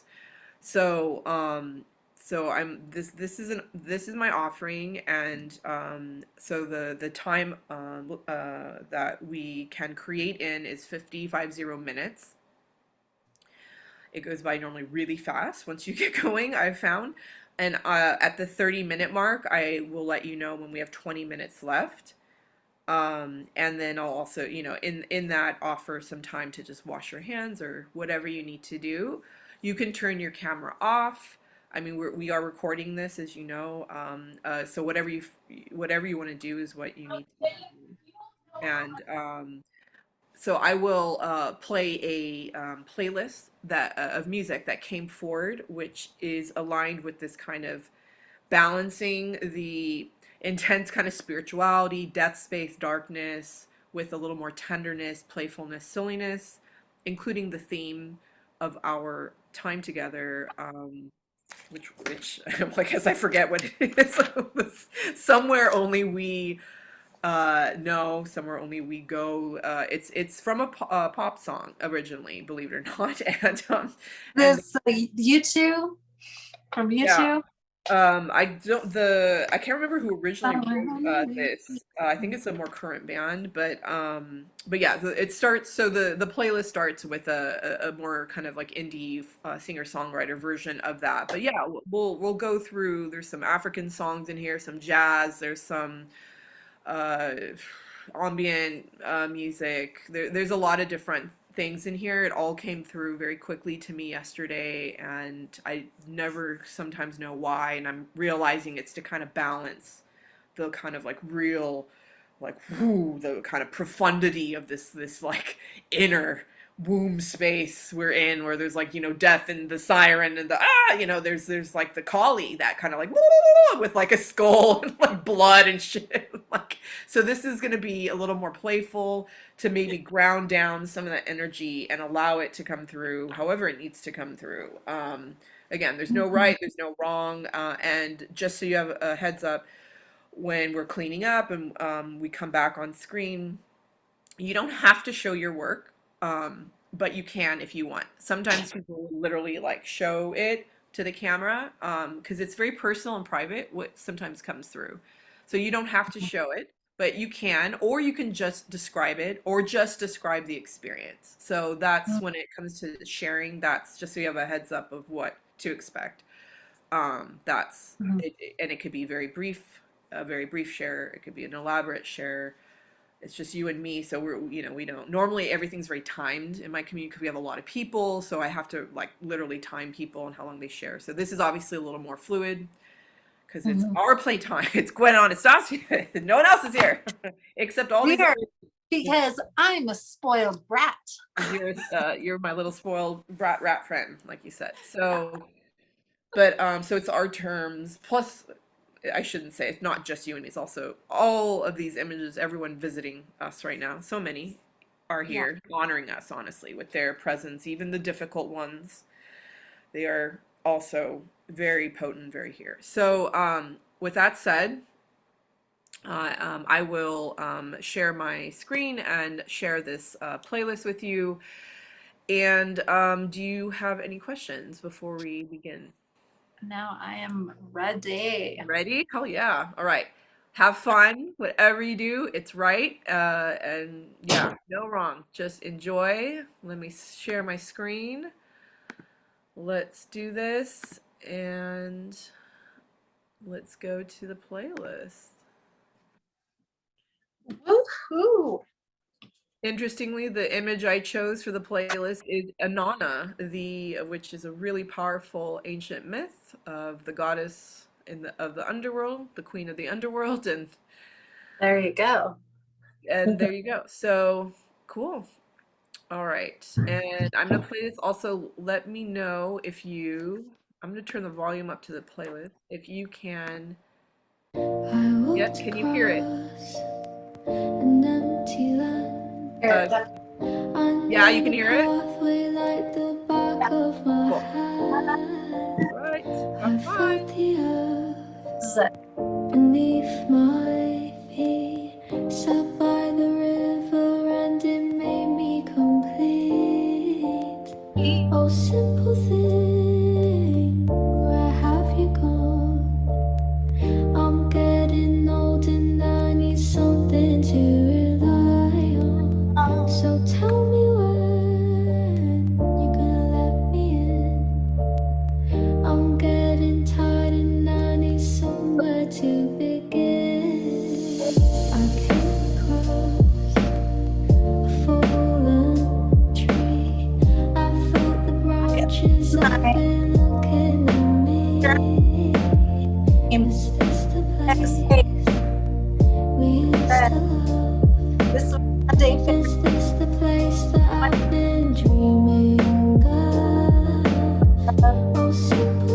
where have you gone? I'm getting old and I need something to rely on. So tell me when you're gonna let me in. I'm getting tired and I need somewhere to begin. And if you haven't been, where do we go? Talk about it somewhere only we know. This could be the end of everything. So why don't we go somewhere only we know? and anguish of thousands Somewhere only we I know. cry and got to my parents. No, my precious, we're not made to be of self. I feel the soul being Oh, sympathy, correct. where have you gone? The I'm getting old and I need something to rely on. and So soul tell me when you're gonna let me in. both I'm getting tired and I need somewhere to begin. And if you haven't been, where do we go? Talk are about it ready somewhere only we both know. This sometimes could be the end of everything. So why don't we go somewhere only we know? did you just Somewhere only we know. I just texted you because I can't really hear you if you're talking because the music will interrupt the words you're saying. That's okay. Cool. All right, I have myself on mute. Okay.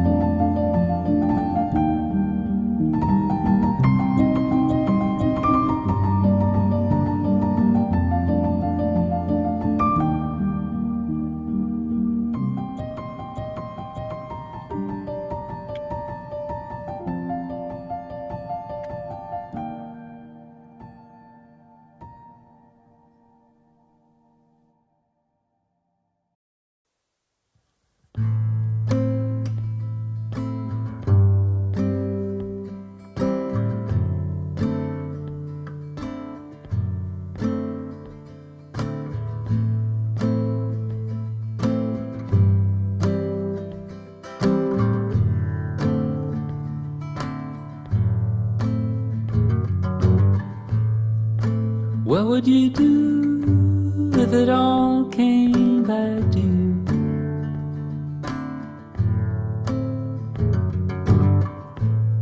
Each crest of your tree, bright as lightning.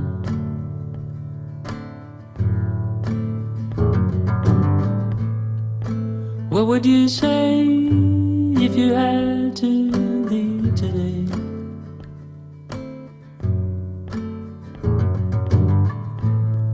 leave everything behind, even though for once you're shining.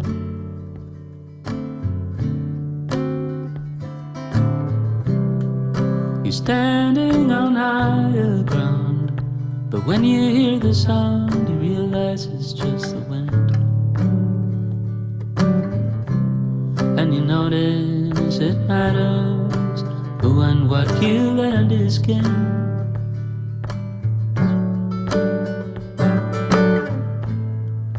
If put to the test, would you step back from a line of fire?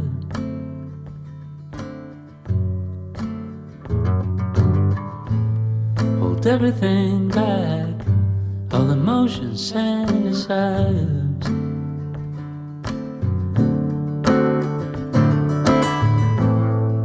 Convince yourself to be someone else, and look back from the world, your lack of confidence.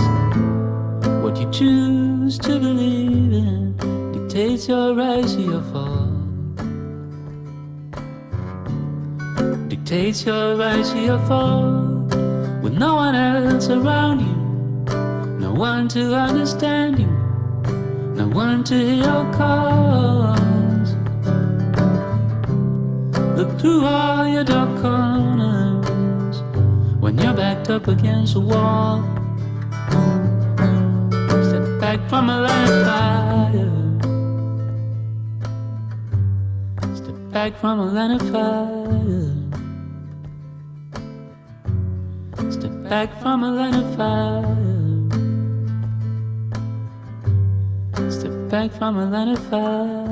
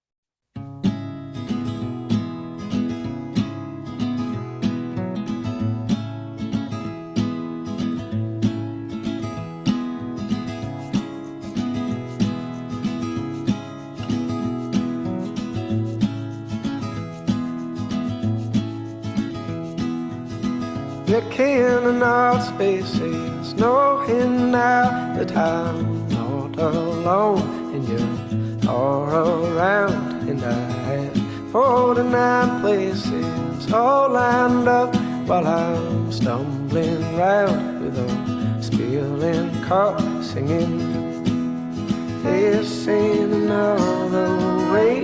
That I am knowing that the love can't stay in the out. Down by the water, singing our songs, my darling, the loving sun's going down.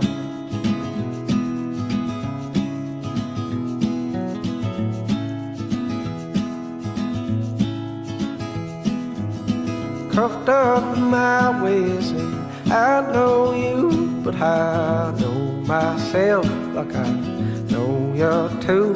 And I see a lot of faces just like ours, and they're going fast, and they're speeding cars rolling, facing another way. That I am knowing that the love can't stay in the out. Down by the water, singing our songs, my darling, the loving sun's going down. Oh, oh, oh, oh, there it goes. Oh, oh, oh, fast and slow. Facing another way. That I am knowing that the love can't stay in the out. Down by the water, singing our songs, my darling, the loving song's coming. Take my hand, I don't need any fear. All I need is love, and to have you here until the night. Down by the water, emptying cups, my darling, the loving sun's coming up.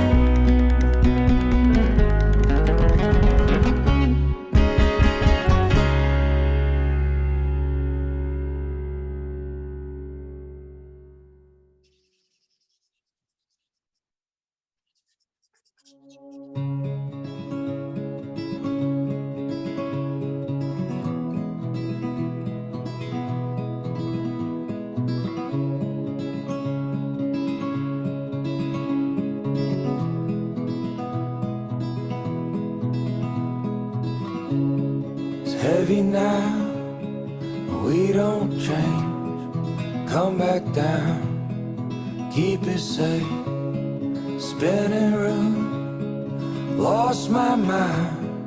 Keep it up, killing time. Don't wait up, it'll be okay. Though it's coming at me like a tidal wave.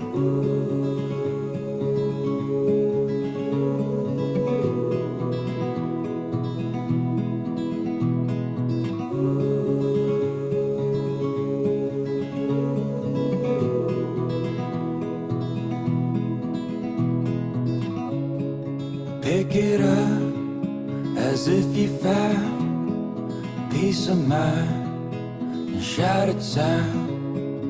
Extra days to sit around, wonder why you can't be found. Don't wait up, it'll be okay. Though it's coming at me like a tidal wave. And heaven stars, you're by my side. Hurry up, leave this behind. Fickle love, I'll call you out if we don't change it now. And holiday is on my mind. You still take me by surprise. Truth that breaks by the night. If we don't change, we're stuck in time.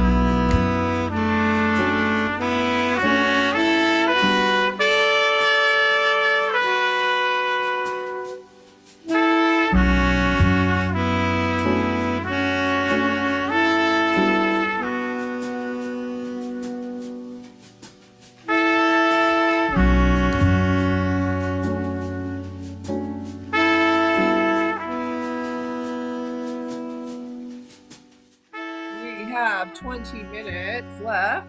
20 minutes. Nice. 30 minutes. All right. We shall continue. Continue. Keep on. All right.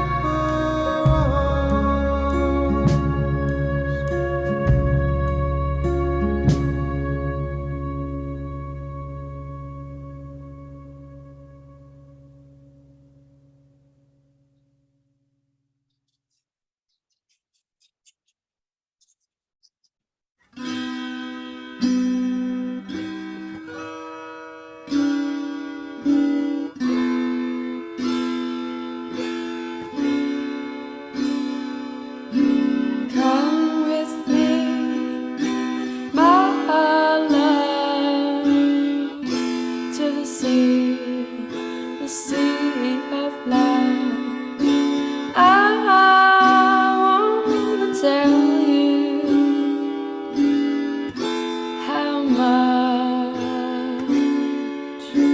I love you.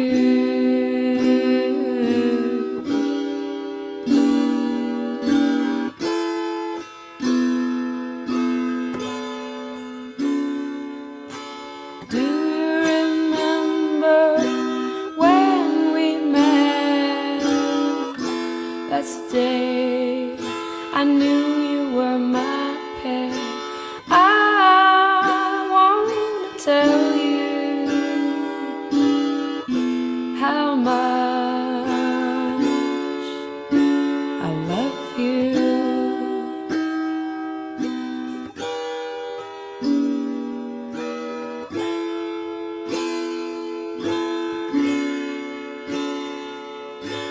Come with me, my love, to the sea of love. I want to tell you how much I love you.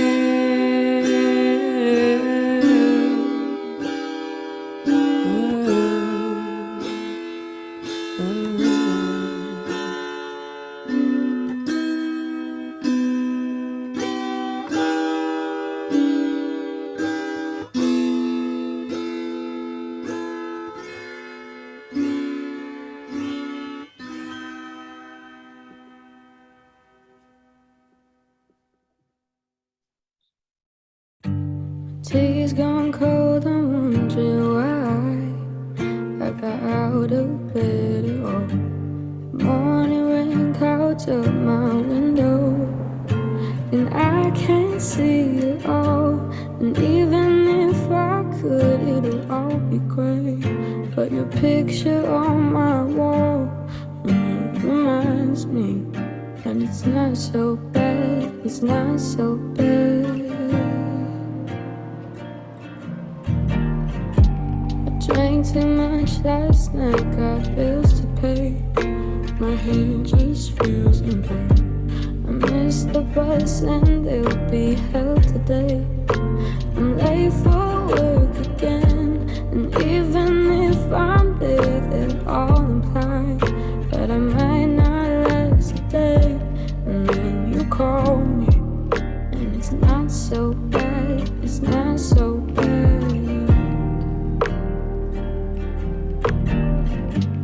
Tea's gone cold, I'm wondering why I got out of bed at all. Morning rain clouds up my window, and I can't see it all. And even if I could, it'll all be great. But your picture on my wall, it reminds me, and it's not so bad, it's not so bad.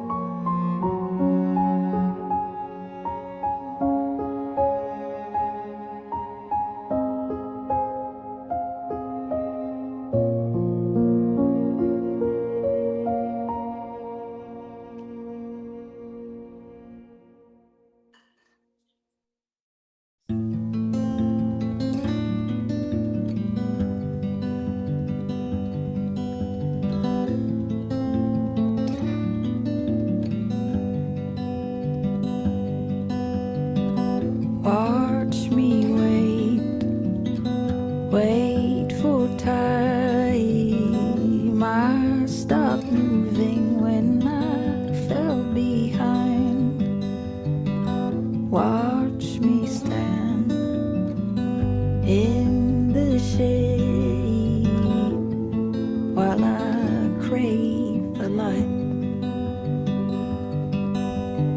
Ooh, how I cling to home. All right, so these are our final minutes here, like a couple minutes, 2-3 minutes. Finish up whatever you are working on, wherever you're at. And Okay. then when you get to a stopping place, feel free to wash your hands and clean up so that we can return to our temenos, our sacred space, and share a little bit about our artistic journey. So yeah, just take the next 5 minutes to finish up, clean up, and re-enter into space. As this song ends, I think I'll put on the Essie Jane song, Oh I Love You, just to conclude. I think that sounds Perfect. the one we listened to earlier. Yeah, love you. My sorrows, they remain the same. I still ask them to stay as the days unwind. Ooh, how I cling to home. When will I bear my soul? Oh, when will I love someone? I thought I knew the rules. I thought I knew what I had to do.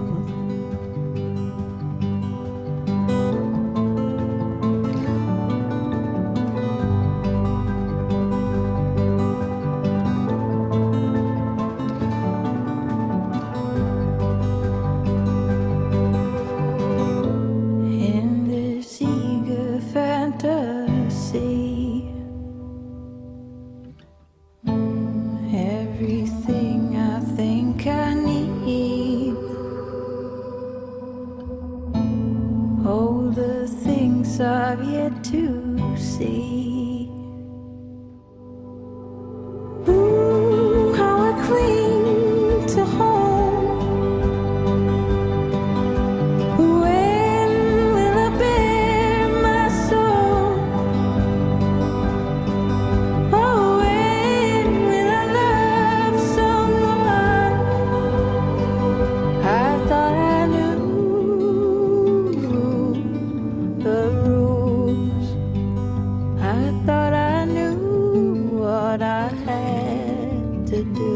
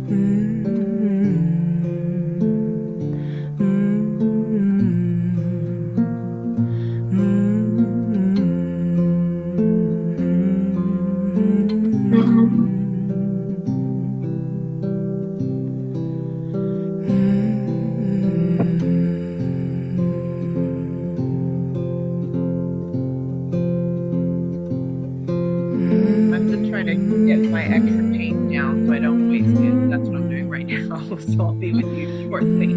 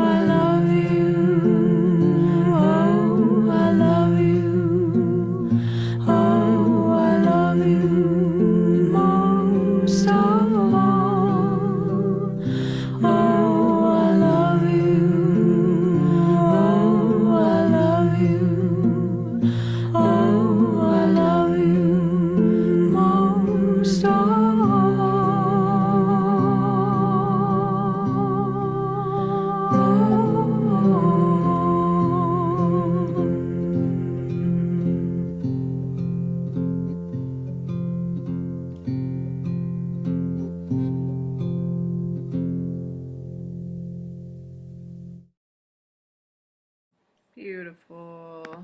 Mm. Awesome. I am going to wash my hands just one more time, Okay. and then yeah, and then we can do some sharing, which is I just keep on wanting to go, keep on going and I going. know I can definitely do the same. Let me just wash. You can continue after we're done. Okay.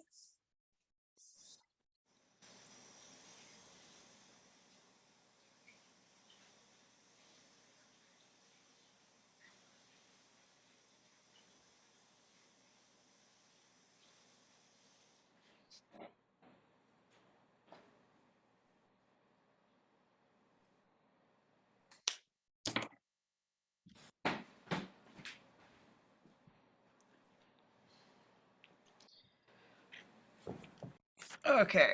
Rawr. Um, my little apron. This is my mom's apron from God knows how long ago. And Oh, sweet.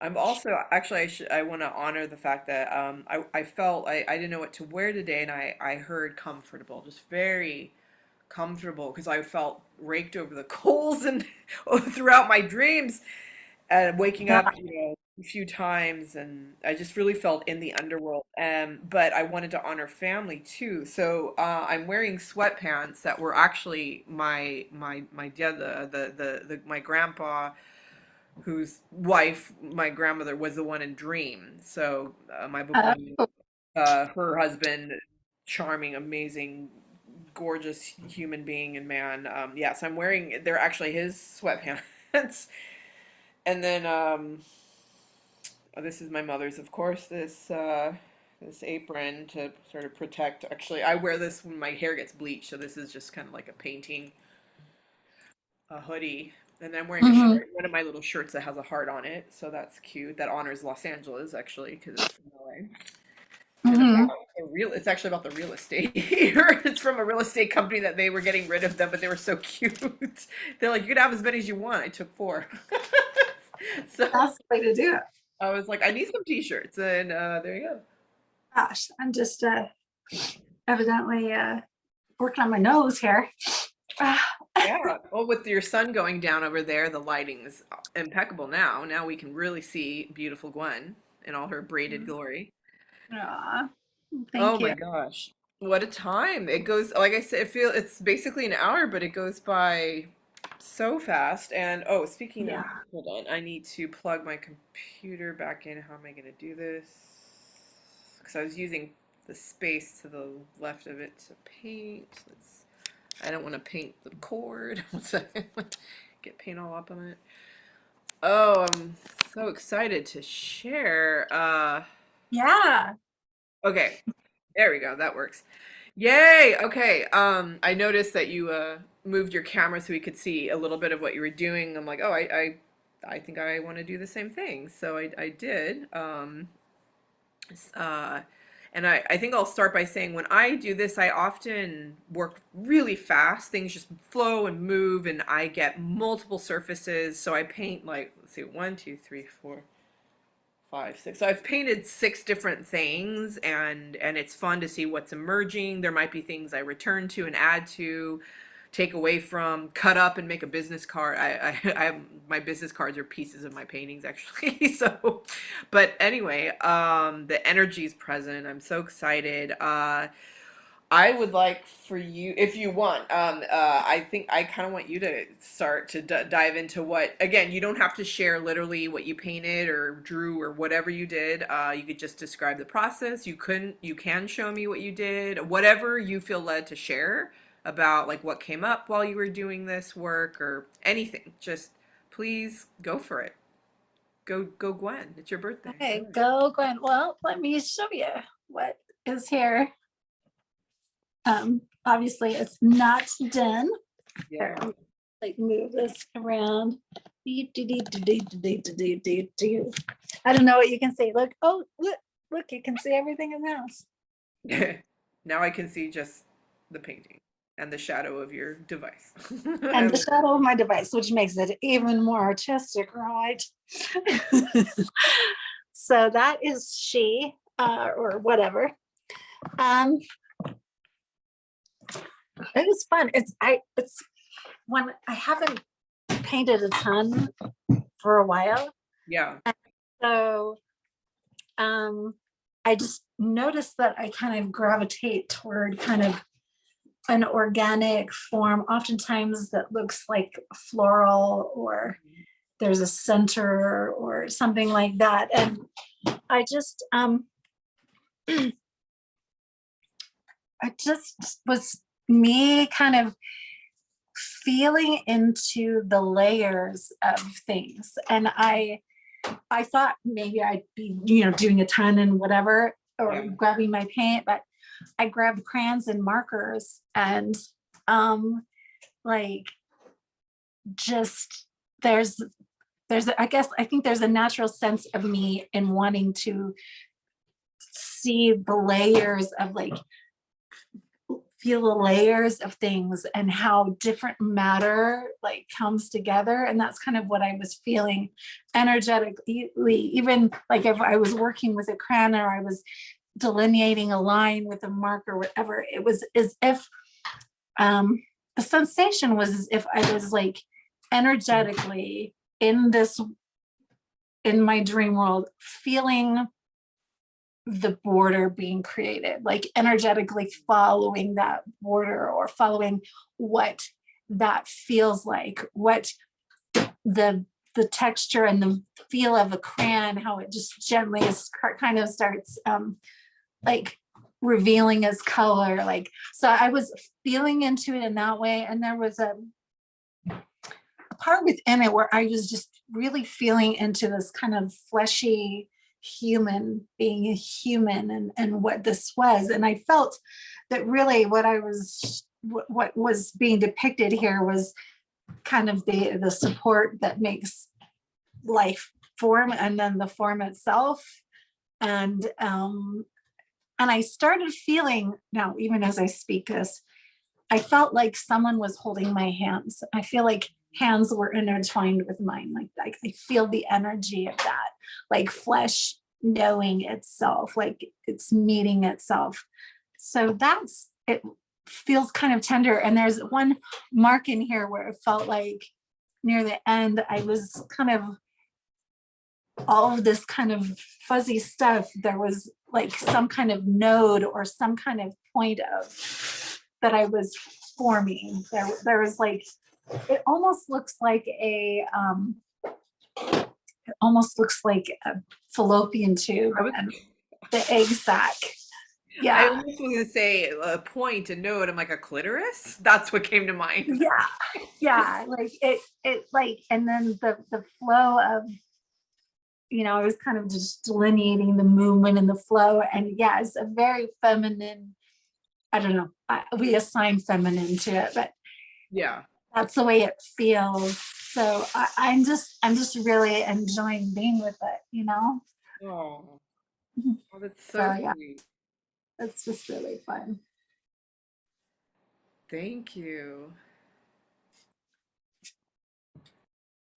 Yeah. It feels like kind of a beginning, Mm. Yeah. I do. Feels like a beginning. Yeah. Anyways, yeah. But I don't know if I have more to share than that. That is perfect and ties so beautifully into what we I wanted to just Go share ahead. the poem that so my scribbles trying to write down my dreams. On the next page, this was written Monday, February 8th, 2021. And it's just here in my book. Wow. And it's this is what brought this and opened it to me. It says, "Oh, love, this is when I call you, when the noise and crisis spreads the numbness, the anger and wretched world between us, and such golden moments after it has all passed, and your exhortations of gratitude to rewrite, rewire your lovingness. You say you have found a new power within yourself, and self-indulgence Frantic gratification does now not satisfy. Now it seems so juvenile. I let these words sink in as you hold me, and the sobs and anguish of thousands of years, the lies we buy and got to inherit. No, my precious fingers were not made to be an object of selfishness. I feel the weight and souls dying in grief, asking for recompense. Oh, love, you have held me through my tears. You have shed them as you felt my body and soul shake. You have felt errors in the old ways, and after both our tears feed us, this is when I call to you. Last night, my mind and emotions unsettled. Now the noise and crisis settled. My heart and body ready to be known. The flowing love of my nature. Come touch, let us play freely. Oh, wow. It feels so aligned with everything we've been talking about and experiencing, and it's so synchronistic. That's so cool. It's just so weird because I have thousands of notebooks, and this is the one that I chose Yeah, to be with me as I lay dreaming and yeah. be here. And that was what was there. That's amazing. That's perfect. Is that what you were when the music started? Is that what you were reading? Yeah. Oh, got it. I Yeah. was like, I saw it and I'm like, I get to read this, you know, like, Oh, cool. yeah. So that's what. Oh my goodness. Thank you Yeah. for that journey. That beginning, like you said, it's always in, as we say, medias res, in the middle of things. It's like we begin and everything's in action, and then it continues, and even when it ends, it's still something is being born as something's dying. There's this constant flux and flow of, it goes back to what was moving through me, this sort of cycles of life and death, of death and rebirth. And what was visiting also while we were, painting and creating and playing around, really, and listening, and um, letting dream and everything that we had charged our field of awareness with be present. I was reminded about what we're doing when we work with dream is we're remembering again that everything is so alive and ensouled and animated in and of itself, every facet of it. And certain things pop out, like a color, like how I mentioned pink, and like that sandstone color, and the road and the gesture, all of that is animated on its own as part of this greater universe, all animated as one period, oneself. And by creating this artwork and doing anything at all to honor it, what we're doing is acknowledging it as being ensouled, alive, animated, autonomous, its own psyche. And we're doing this in act of friendship and relationship. So the act of doing anything at all to honor dream is an act of dialoguing with it, like you would with a friend. And how do you maintain relationship with a friend, a companion, in these cases these soul companions, whether it's something kind of as uh, inarticulate as just like a color, or something in it, like, hard to identify as something that's kind of vague like that, or something like the avatar of your my maternal grandmother in this case, visiting through the dreamscape, or beheaded cousin, skin peeled off in bits and bobs in a box. So to maintain that relationship, to learn more, to get curious, involves, gift giving, right? Like you would with a friend, taking them out to lunch, doing art with them, for them, So what we're doing is beginning to go back to what you said, a relationship, an interaction with the soul companions, and letting them, just like a friend, unfold, learning more about them, who they are, where they come from, not just who are you, like, who's visiting. Let me know where you're from. I'm very curious. Like, just because you present as a beheaded cousin of mine who sort of disowned me when I was 12, um, I'm curious. Why are you here? Is there, do you have something to say? Of course we can do dream tending where in an imaginal sense, like we close our eyes. Where is this cousin in the room? Okay, is there anything happening? Oh, okay, it feels unsafe. Let's bring in, grandmother feels very safe, or that wise fancy chicken, and you start to kind of unfold it that way. You can also do that through the act of what we were doing and what I was doing, which for me, I grabbed a handful of different recycled flyers, mailers, cards, things I found over I have found over the years, because I thought I had things that were all from recent times. And like your poem, the first thing I painted was from 2012. So a very interesting pivotal moment in my life, and I feel relating because I wanted to honor this friend from waking life also in the dreamscape. And that was interesting. That was the first thing I painted, and I loved it because it's this, I don't know if I'll add to it or whatever. It's very simple, very abstract, but let me see if I can show this. It's So it has like this hole in it. It was kind of like I grabbed this, so it's kind of like a portal entry. So we have this like Mm, portal entry point with this little hole. wow, so cool. Mm-hmm. Yeah. So yeah, I don't know which way it goes. Often with these things, I need them to dry before I know if it's done, if it what's in it, what it's telling me.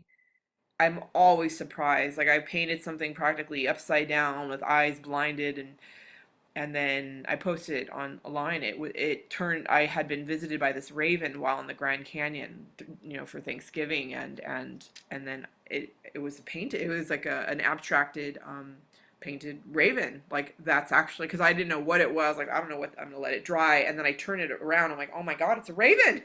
It's literally the raven that visited me in the Grand Canyon. Ah!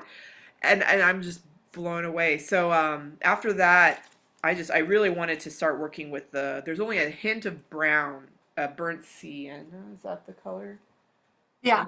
Yeah, I think that's the color I used. And then I have my paint somewhere around here. And then I'm like, I'm gonna start working the red and black and get kind of more into that blood and the viscera and the cousin, and so the guy who actually did my G glaze, this is from his business. And so I painted this, and it has like a rift in it, and I Okay. found I wanted to put nature in it, so I painted some of this bit of nature with more white and brown, and it just laid Wow, perfectly in this kind of like chasm, that almost is like a canyon.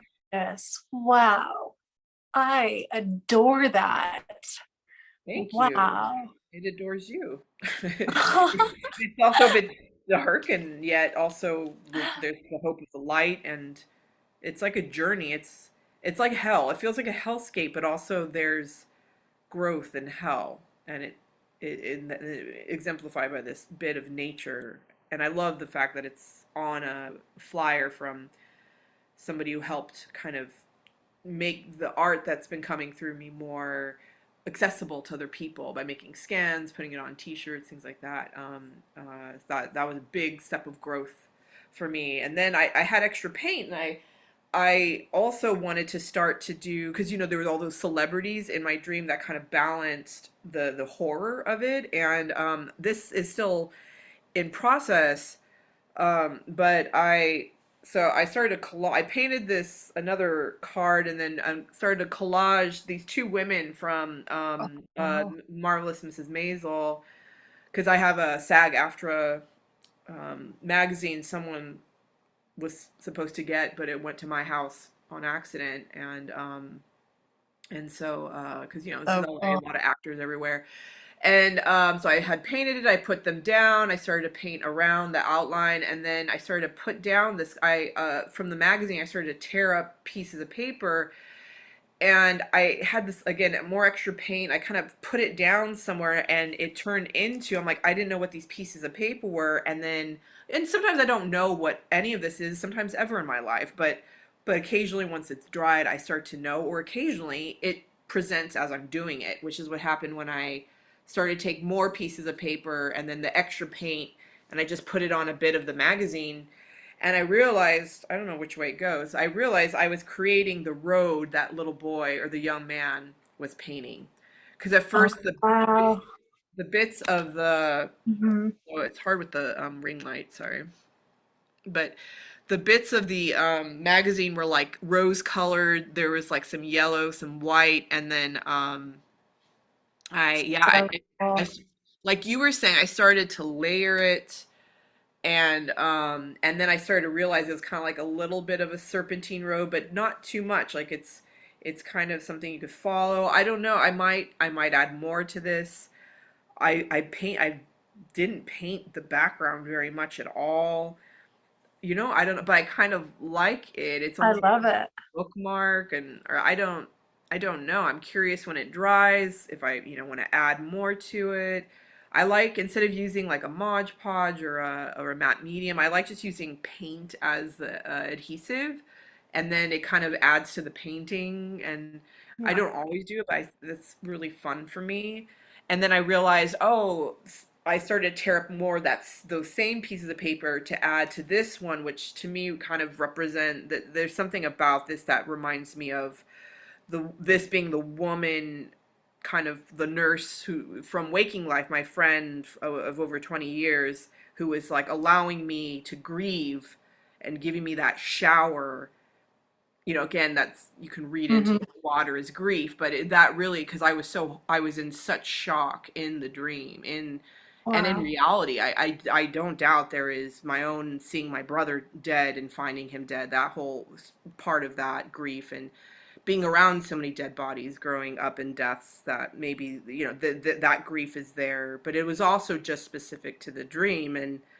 And this sort of being, because in waking life, that particular friend is rather short and I'm a lot taller, so there's something about that, seeing those two women, that reminded me of my friend and me, and then adding that kind of like sandstone brick road, so to speak, the pink brick road, like adding that more around them, so maybe almost like a halo, I might continue. And then this number was in the SAG after magazine. I don't know what 32 means, but I was like 32. Yeah, I don't know why not. There's like, I love numerology, and 3 + 2 is 5. 5 for me is my dream guides, called the Dream Assassins, who were nightmarish figures that they visited me since I was a child, terrorized me. They Wow. literally be assassins with machine guns, and I'd be waking up screaming. My mom be like praying over me, trying to exorcise demons from. I was terrified by them for years, until working in Dr. Eisenstadt's community and tending them and realizing that they're ascended masters, they're almost like Christs, and they're goofy and silly and playful, and just have been trying to get my attention for a long time. So 5 represents them, because 5 is also a number for archangels, and they appear as archangels, and yeah, it's like a little posse of kind of mostly Middle Eastern men from like this, like circa, we could say 1 AD, or like 1 CE, when Christ, was, you know, here roaming, Wow. born and come and walking Whoa. around the earth. So yeah, anyway, so Intense stuff. I mean, from here looking at it, it looks like both of you, there's fire around you, and mm, you're in a fire, or there's a fire behind you. And, it's like there's this consummation kind of something, this feel of it, like two witches that are going to be burned at the stake. Like that's what it looks like. maybe. um Well, I mean, maybe in another realm, the my friend's partner didn't take too kindly to her showering a naked lady, and maybe she did burn us at the stake. Uh, Woo, yeah. yeah, that's big stuff. I wanted to make note. I thought it was interesting that you have this road theme Mm, going on, because for a couple of days. It's so weird because I've had this vision of me literally taking hot tar, like I'm putting it on a roller and just rolling it across the canvas and like seeing where the lines meet and the hills that would form there, and like that literally being the piece, and then rolling it and seeing the edge of the excess and like um I don't know, there's something about that that's just like been in my psyche like tremendously, like literally like that was actually a part of my dreaming. So I mean, and it's Wow. been with me for a couple of days, so I think that's interesting. uh, That's, so paving a road. yeah.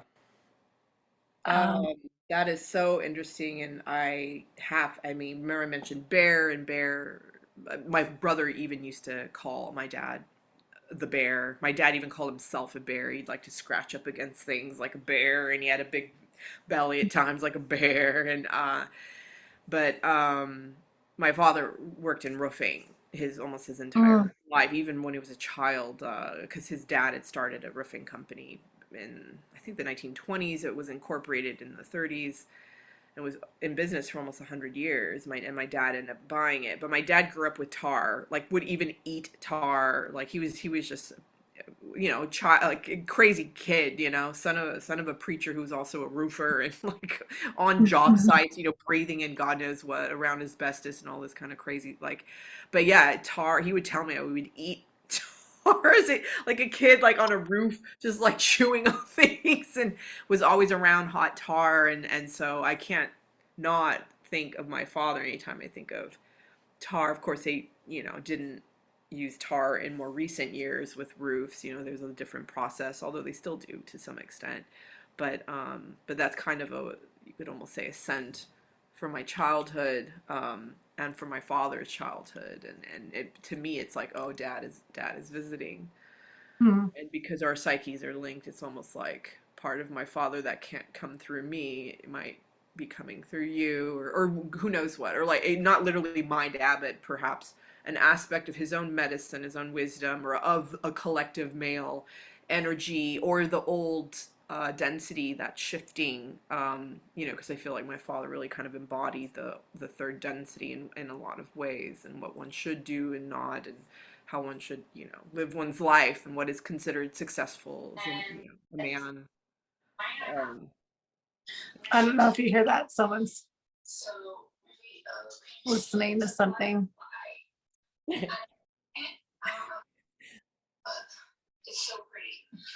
Just a second. yeah, I can hear it. I'm recording right at the moment. Right at the moment. Is that Anya? Sorry, Grace, I'll be done in just a little bit. This has inspired me that I need my own place. No, I'm seriously, like yesterday, I'm like, when you get get a job now. Oh, Grace, things are settling down here. Going, you get to go get a job now. yeah, no, I don't know if you saw. Oh, yeah, were you there last night in Kyle's group? Yes. Oh, you were, yeah, because he talked to that woman who felt like, oh, I shouldn't. God's telling me not to get a job, Yeah. kind of a thing, and it was. Yeah, I wrote a message on it. I'm like, I feel like you're talking to me, Kyle. Like, no, but I felt like I get to expand again. Like I've been here trying to kind of like in this bubble, trying and having things resolve in here. And I think Yeah, now it's time I get to step out again. So yeah, yeah. Yeah, it's interesting. There was part of that definitely spoke to me, and then also it went in a different direction too at the same time. I don't know. But yeah, it's a lot to think about. And there was also, I'll just put this out there. I don't know what'll happen with this, but when he said no, Saturday's hot seat is not for, what was her name?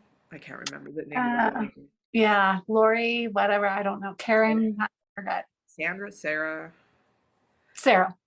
Well, we did have a Sarah, another. Oh, that's right. It's a new Sarah, Sarah C, I think is what it was, something like that. Mm. And because we had Sarah for the last hot seat, and so he said, yeah, Saturday. He's like, I feel led to leave that open for someone else, and then I'll give this new Sarah, more time to prepare for her hot seat.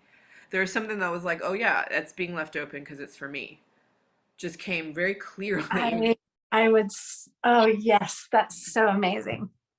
And this, I mean, when he before he even announced he was doing hot seats, I knew that I'd be on screen working with him, and I did get to work with him, but it was through a Wednesday night where I wasn't literally on screen, but we, as you know, we were talking back and forth. But there was something about then suddenly hot seats became a thing because I was thinking, well, if I'm going to be pulled on screen, I guess it'll be a Wednesday night, before he had hot seats, but I kept feeling like I'd be doing more like a one-on-one, like an actual what he charges. We won't say how much, a lot of money for it. So, and then he started to do the hot seats, which was such a gift for our community, and because he's, now trying to really be, as you know, donate to charity, be more of service in that regard. Yeah, so that I just wanted to put that out there. I don't know if I will. There's something in me that keeps like, well, all I have to do is just listen, and I am God. I orchestrate, whatever I need to. I ask for what I need to. I let it just flow through me. I don't have to do Mhm. anything. But I was like, ooh, I think though because I have shifted more, and I really can just listen and be in surrender, notwithstanding on paper what things look like or how much money I owe or whatever is going on, what's in the bank, not in the bank, or I think I could be more humble and receive whatever Kyle would need to tell me in a hot seat situation. I don't know. There's something about it that does feel aligned right now to do that, from a place of curiosity and like not desperation. Like I have to have it. I'm in crisis, mode. Um, so yeah, it's an interesting place to be in. I mean, as I get closer, I'm like, I don't know, really? Is it, I just gotta, all I have to do is listen. I don't need help. But I'm like, am I just trying to hide from the fact that I do need help? And that's part of my growth is asking for help and being unafraid to show that I can be vulnerable and I am a part of this whole, and it's about working together. Like you said, hands being held, a wovenness, an interwovenness, like a Mhm. tapestry or fabric. So yeah, I wanted to say that was sort of as you will, the psychic hit, but also this painting, I feel like I got this to paint, but we ran out of time to put on this. But I don't know. This thing, it's almost feels like bricks, like paving a path. It's really just three colors. I don't know. Let's see if we can. Oh, wow. Feel quite wet, but Yeah. there you go. It's like That is really cool. a brick wall, or I don't know, or a Yeah. path, or like a door on a cabin or something. I don't know. But it came through pretty fast, and I really liked it. And then I felt like it needed something just smushed on top of it, like a piece of nature. I don't know. Yeah. No, I can see that. That's really lovely. So that thing is gonna thing thing one, thing two. No, so this it's they're all alive. They're all very, you know, Mhm. and so that one's gonna dry. And then I had extra paint, but it kind of ended up becoming like a painting. I don't know. So I might as well show it since we're here. With the extra paint, it's just kind of a background. It's very kind of numinous, kind of like it's very felt sense, like being in part of that road, or maybe even just in the like when you're transitioning from going from waking life to sleeping life. I don't know. It's just kind of like a little. I don't know. Mhm. Wow. Yeah. It You feels feel like it feels like a rising, like a transitional, I don't know how to express that. It's like something in its different forms or something, kind of, I don't like know how to yeah, express. like it's actually in its process of transitioning and Yes. metamorphosing. Yes. Yeah, that was the kind of feel I got for it, and I don't know. Yeah, interestingly, when I've had some extra paint at the very end of Sacred Play, one of my absolute favorite paintings came from that. I'm like, I have this extra paint. I was just kind of very slowly, because I had some extra time. I was just like, do, do, do, do, do.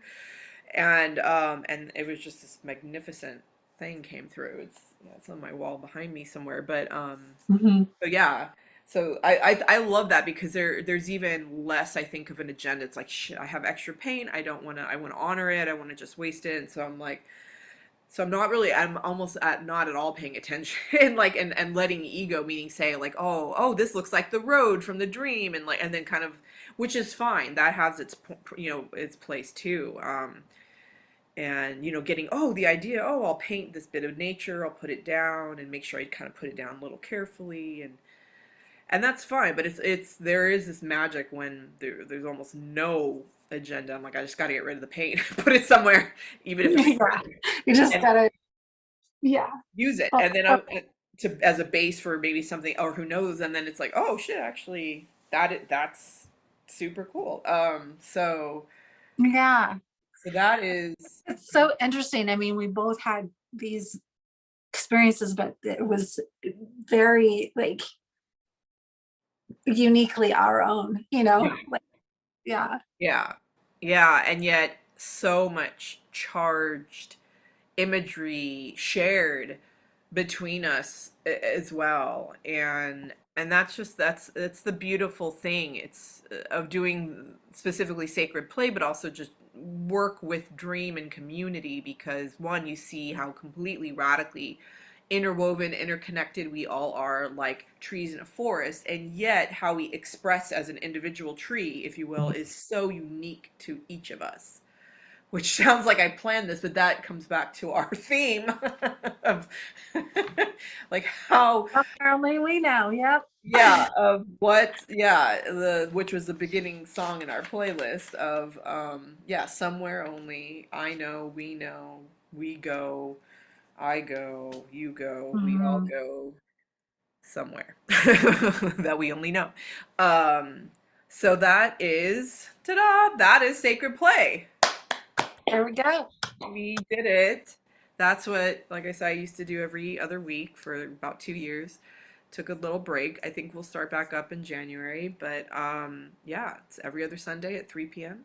Pacific time for 2 hours. And it's extraordinary. And you never know what you're going to get. You never know what's going to come through.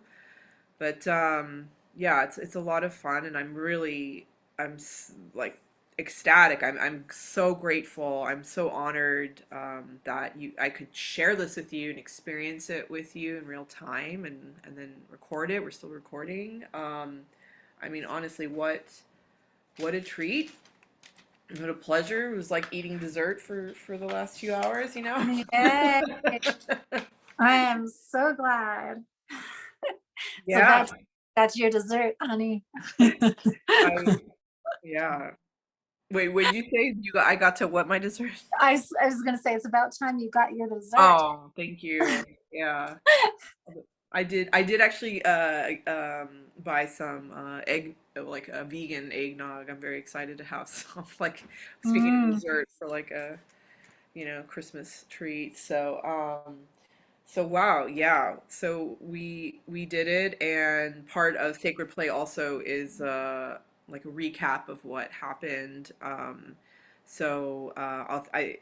It'll be really simple. Mostly it's to share the playlist, but then as I think I remember, you don't have Spotify, and I use Spotify to make my playlist, so you won't really be able. Well, if you have the app, you don't have to pay for it to listen to my playlist. It just won't play it in order. That's the only thing. But I think this playlist, it's a bit eclectic, and I think it would be fun out of order too. So yeah. yeah, all you need is the app, or online. Just listen online, to it. So you don't, like I said, Mhm. have to pay for it.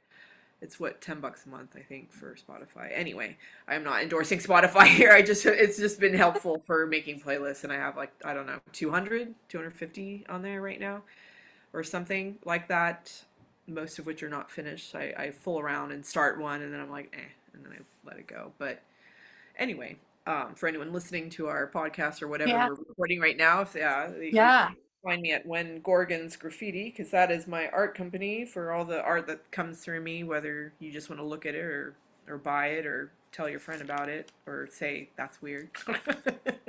Yeah. Exactly. And I'm sure we can provide a link down below so that Yeah. care for those curious or who want to listen to the list, Spotify list. Yeah, all the there's so many playlists. A lot of them were made specifically for sacred play and some of them are just made for whatever reason. I try and put descriptions, but there aren't actually many descriptions. I'm realizing I need to go through them at some point because there are a lot, and it's like, what's the point of this exactly? What is this noise? What's But that for? Yeah. what's that? Yeah. What is this for? I Yeah, don't what know. is this for?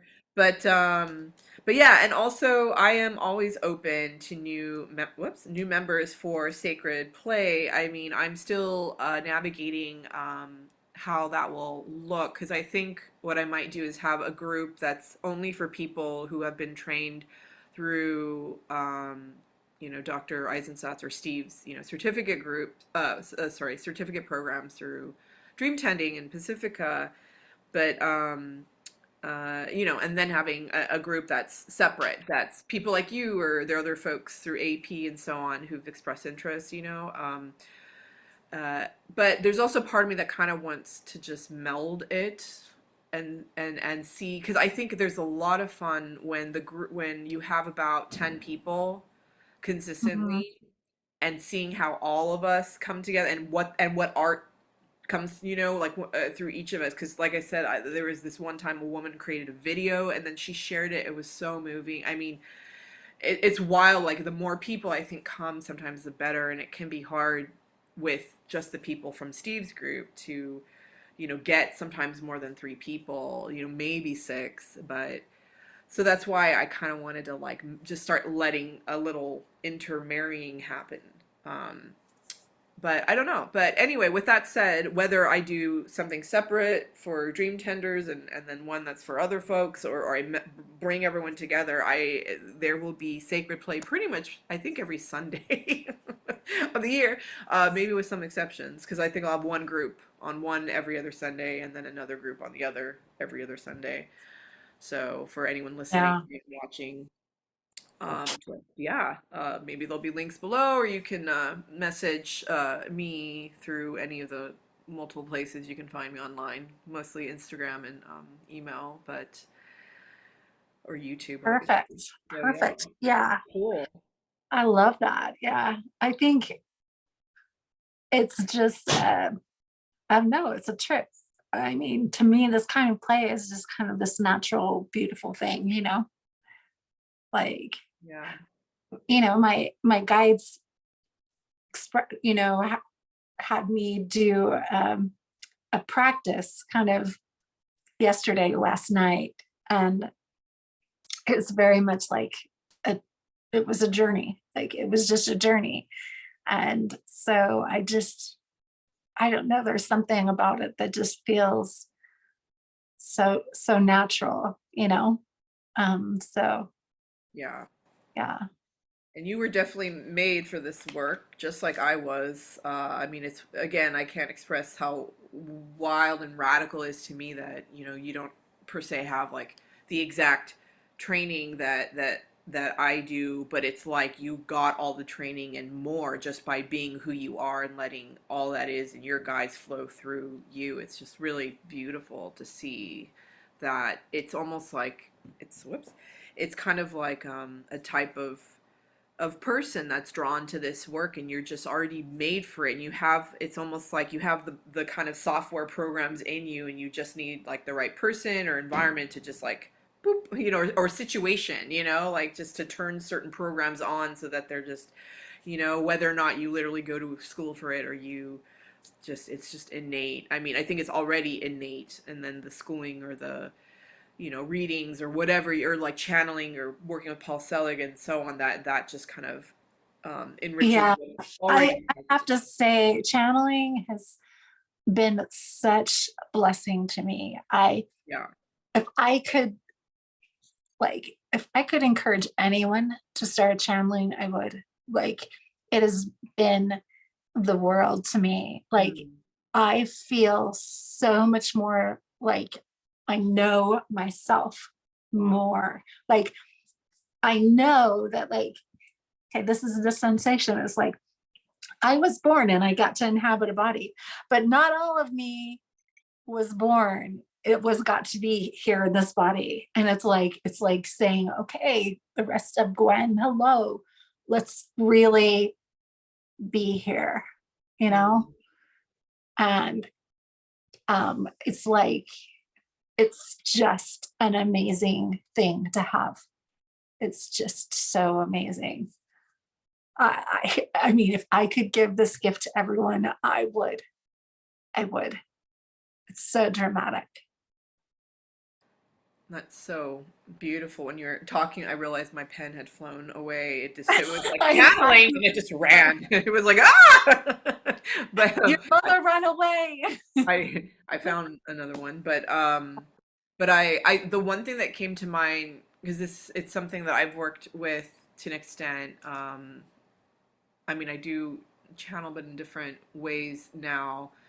But I did it more, I think, in a direct way, like you have been doing, and because of my particular openness to the death space, Yeah. um, hitchhikers can come along, and it was a journey for me to understand. I had to stop channeling because of that. Yeah. So because they're entities and presence, it was and you know I always know have known to for me I don't it's not some like you know this isn't a general truth for everyone, but I Yeah. just knew that I had to tread very very carefully because of my history, my ancestry, my background in when I'm opening to guides and higher level beings and or any being Yeah. that's not incorporated and incarnated in this realm in this dimension Yeah. and so, so that was, yeah, I hear what you're saying, and it is the most powerful gift. But yeah, for some of us, at least for me, I really have had to Yeah.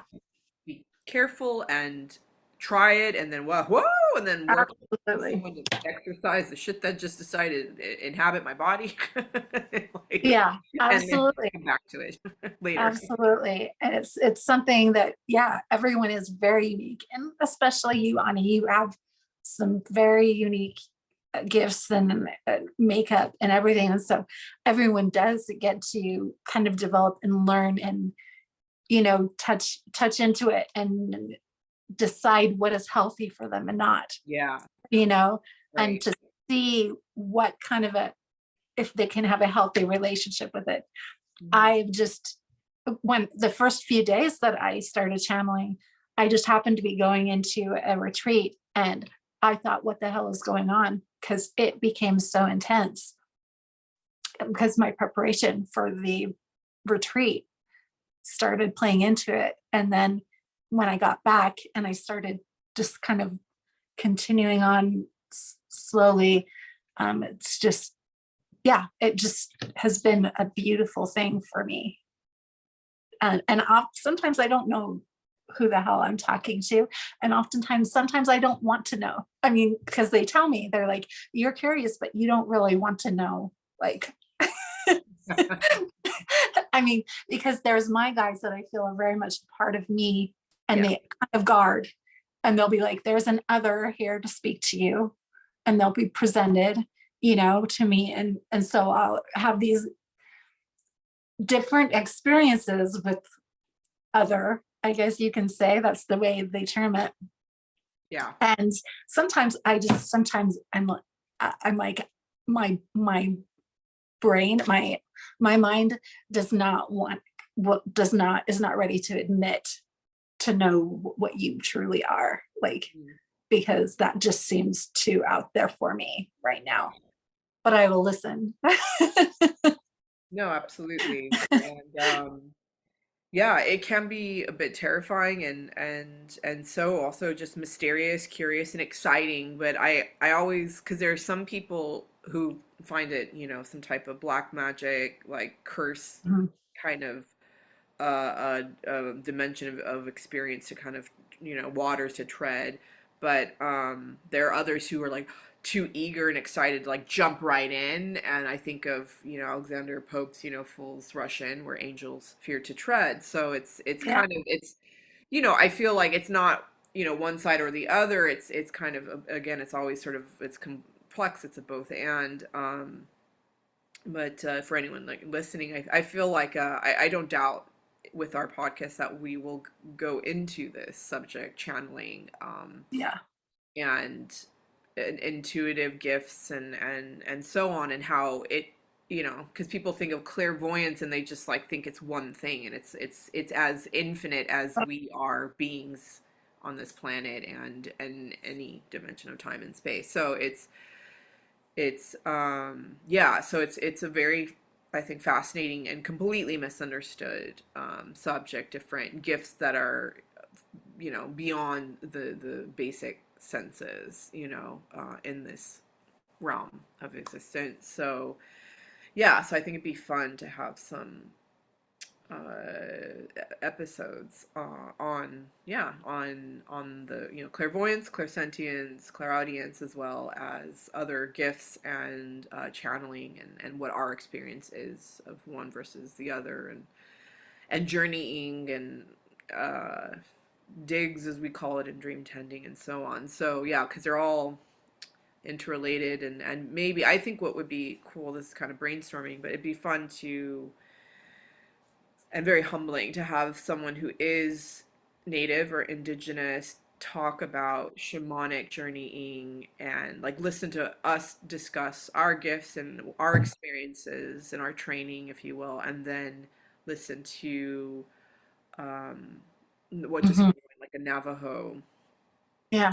where my mother lives. She's right by a huge, the very big reservation, Navajo reservation. So, but it doesn't necessarily have to be that, but just that came to mind. That's always kind of been a desire of mine, to work with, not against, or not co-opt, or not appropriate, but to work with and get curious by, what somebody who probably works in um, a medicine, you can say, or a spiritual Yeah. paradigm that predates everything that we're doing, and that also has this person, their ancestry has grown up with, and it's that a lot of Yeah. people have co-opted, because that is, I think, a really important subject. And it used to be something about which I was an activist when I was much younger, and it's something that comes up a lot in the work that Pacifica Graduate Institute does, or Steve does,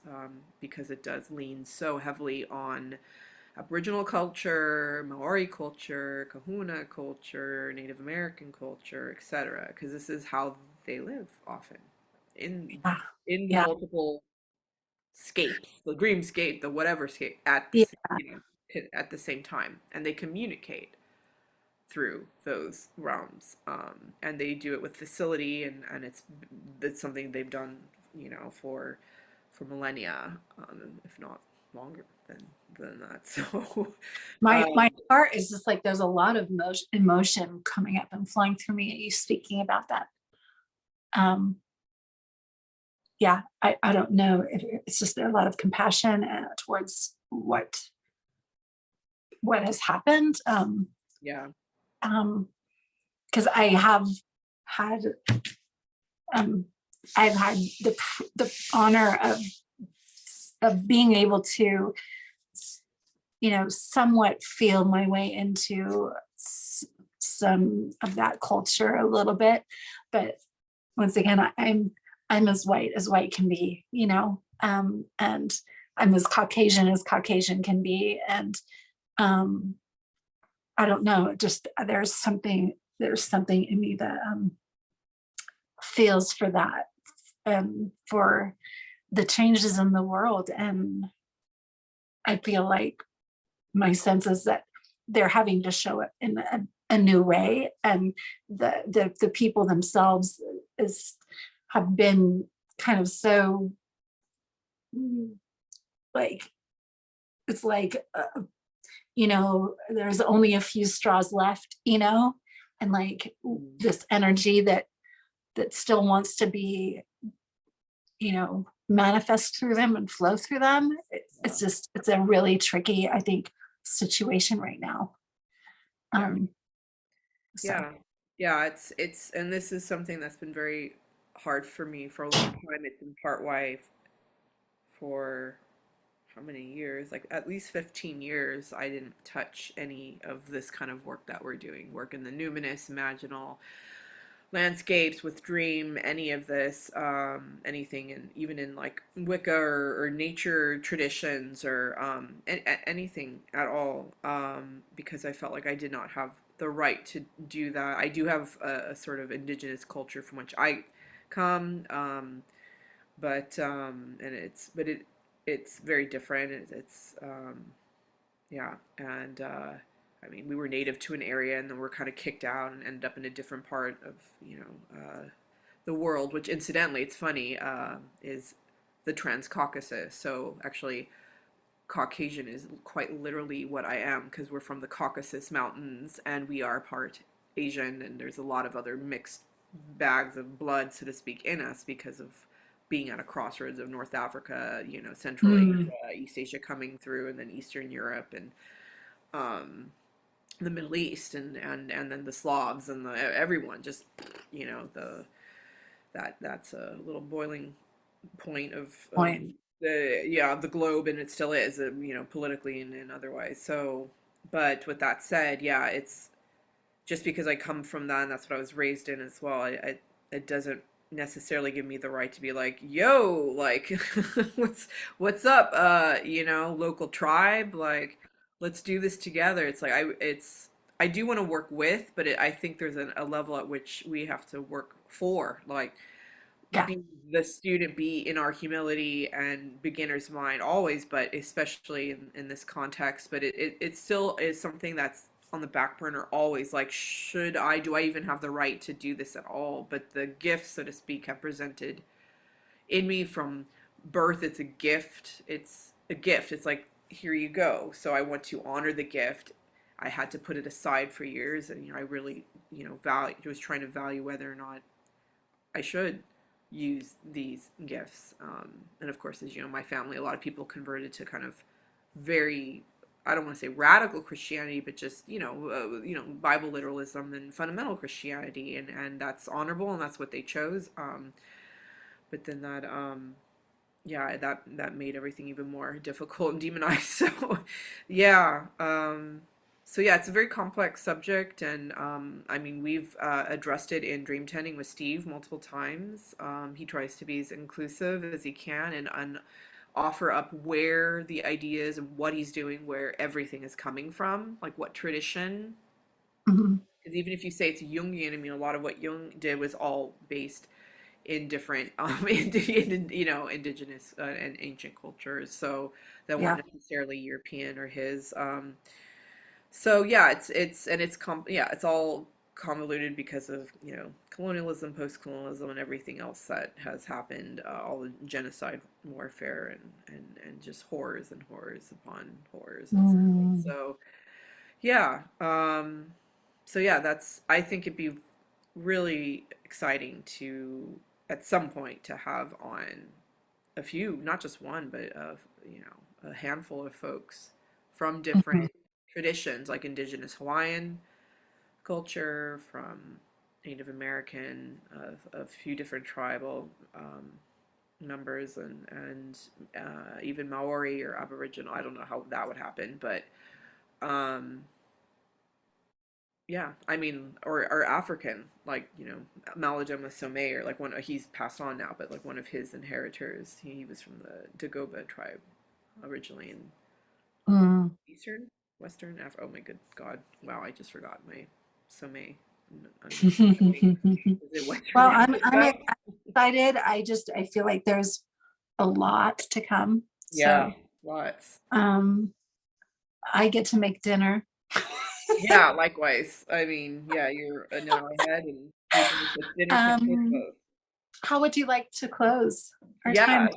we thank you. Yeah. So often in sacred play we've had this wild journey in time, and then we get to the end, and I think it's just important to we'll blow out candle together, but I just want to say thank you again to Gwen, to Anastasia, and to all guides, angels, guardians, archangels, all who were present here, especially the more difficult images who visited, like death and beheading and blood and guts and viscera and even upset guts that weren't digesting well before I had to get on this call.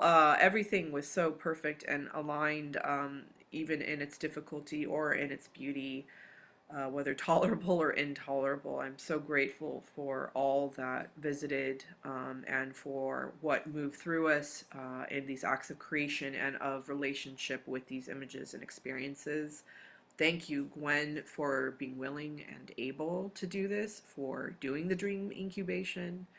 Um, and thank you to Anastasia and to all who visited me as I did this incubation, and we linked psyches to be here in this very sacred temenos and container of space, as community, as trees in this beloved forest of one. So thank you to all who came. Thank you to the time that we set aside, and to all the loved ones who let us be here as much as possible, and in quiet and in community with each other. Uh, those are my words. Would you like to add any words or just blow out candle, Gwen? Thank you for the flow that is here, for the knowledge and of oneness, that we are one, and um, gratitude for my continual expansion and increased sight and understanding. Thank you for the caringness and gentleness that we may step into in our journeys, and for love. Thank you. And thank you for being here. All. Oh, thank you. And now we will blow out candles, indicating the circle is opening but never broken, and also sending anyone who's been with us, any guide, angel, guardian, archangel, etc., back to their respective places of origin, to the great light, through the violet flame, transmuted, renewed, refreshed, to wherever they need to go for their highest good and the highest good of all. We thank all who've been here, and we welcome only that which is again for our highest good and the good of others here, as we end this time and open up the circle. And with that said, I will count backwards from 3, and we'll blow out candle together to open the circle. In 3, 2, 1. Yay! Yay. We did it. This was When I epic. said when I said that thank you prayer, I just felt all the energy just come in and like give me this big hug. It was sweet. I'm like, okay. That was sweet. Thank you, Ani, for doing this with me today. I've just really needed. I've this is good for me. Yeah. Thank you. And it was so nurturing and so good for me too. And I'm very excited to see how these things dry. And yeah, and if you add on to your thing or not, one thing I do like to do, just FYI, is in the recap, because I would like to send it. Like I'll send you the playlist and maybe a couple Mhm. things, but what I'll do, I'll send it once everything does dry, and I'll photograph it as is. But also, if I do add anything, I can also share that with you, because and if you would do the same, Yeah. it'd be cool to like see what it looks like now. And because normally I have this larger community, and I have to get, like, because some people are very protective and private with what they create, and they don't want the whole community to see it. But this is just for you and me. So, and of course, Yeah. we could use it for social media or whatever. So, like yeah, Perfect. when I get the Instagram going, those could be types of things we share on Instagram. You know what I Yeah. mean? So, and when we have a big following YouTube, you can share photos, not just videos, as you know, on YouTube as well. So, so yeah. So if you would, when obviously cook dinner, I gotta cook. I gotta feed my cat's gonna probably start getting angry, and yeah, we know Yeah, that drill. But so yeah, when you're ready, please photograph them, send them to me, and then I'll photograph mine, and then I'll put them all together in like one email with the playlist, so that like it's like one document that you can reference in your email. perfect, perfect. So, I love. and if you add Okay, again anything or do something else or whatever related. Okay. okay. You did. Love you, Bonnie. Okay. Love you too. Bye. Bye.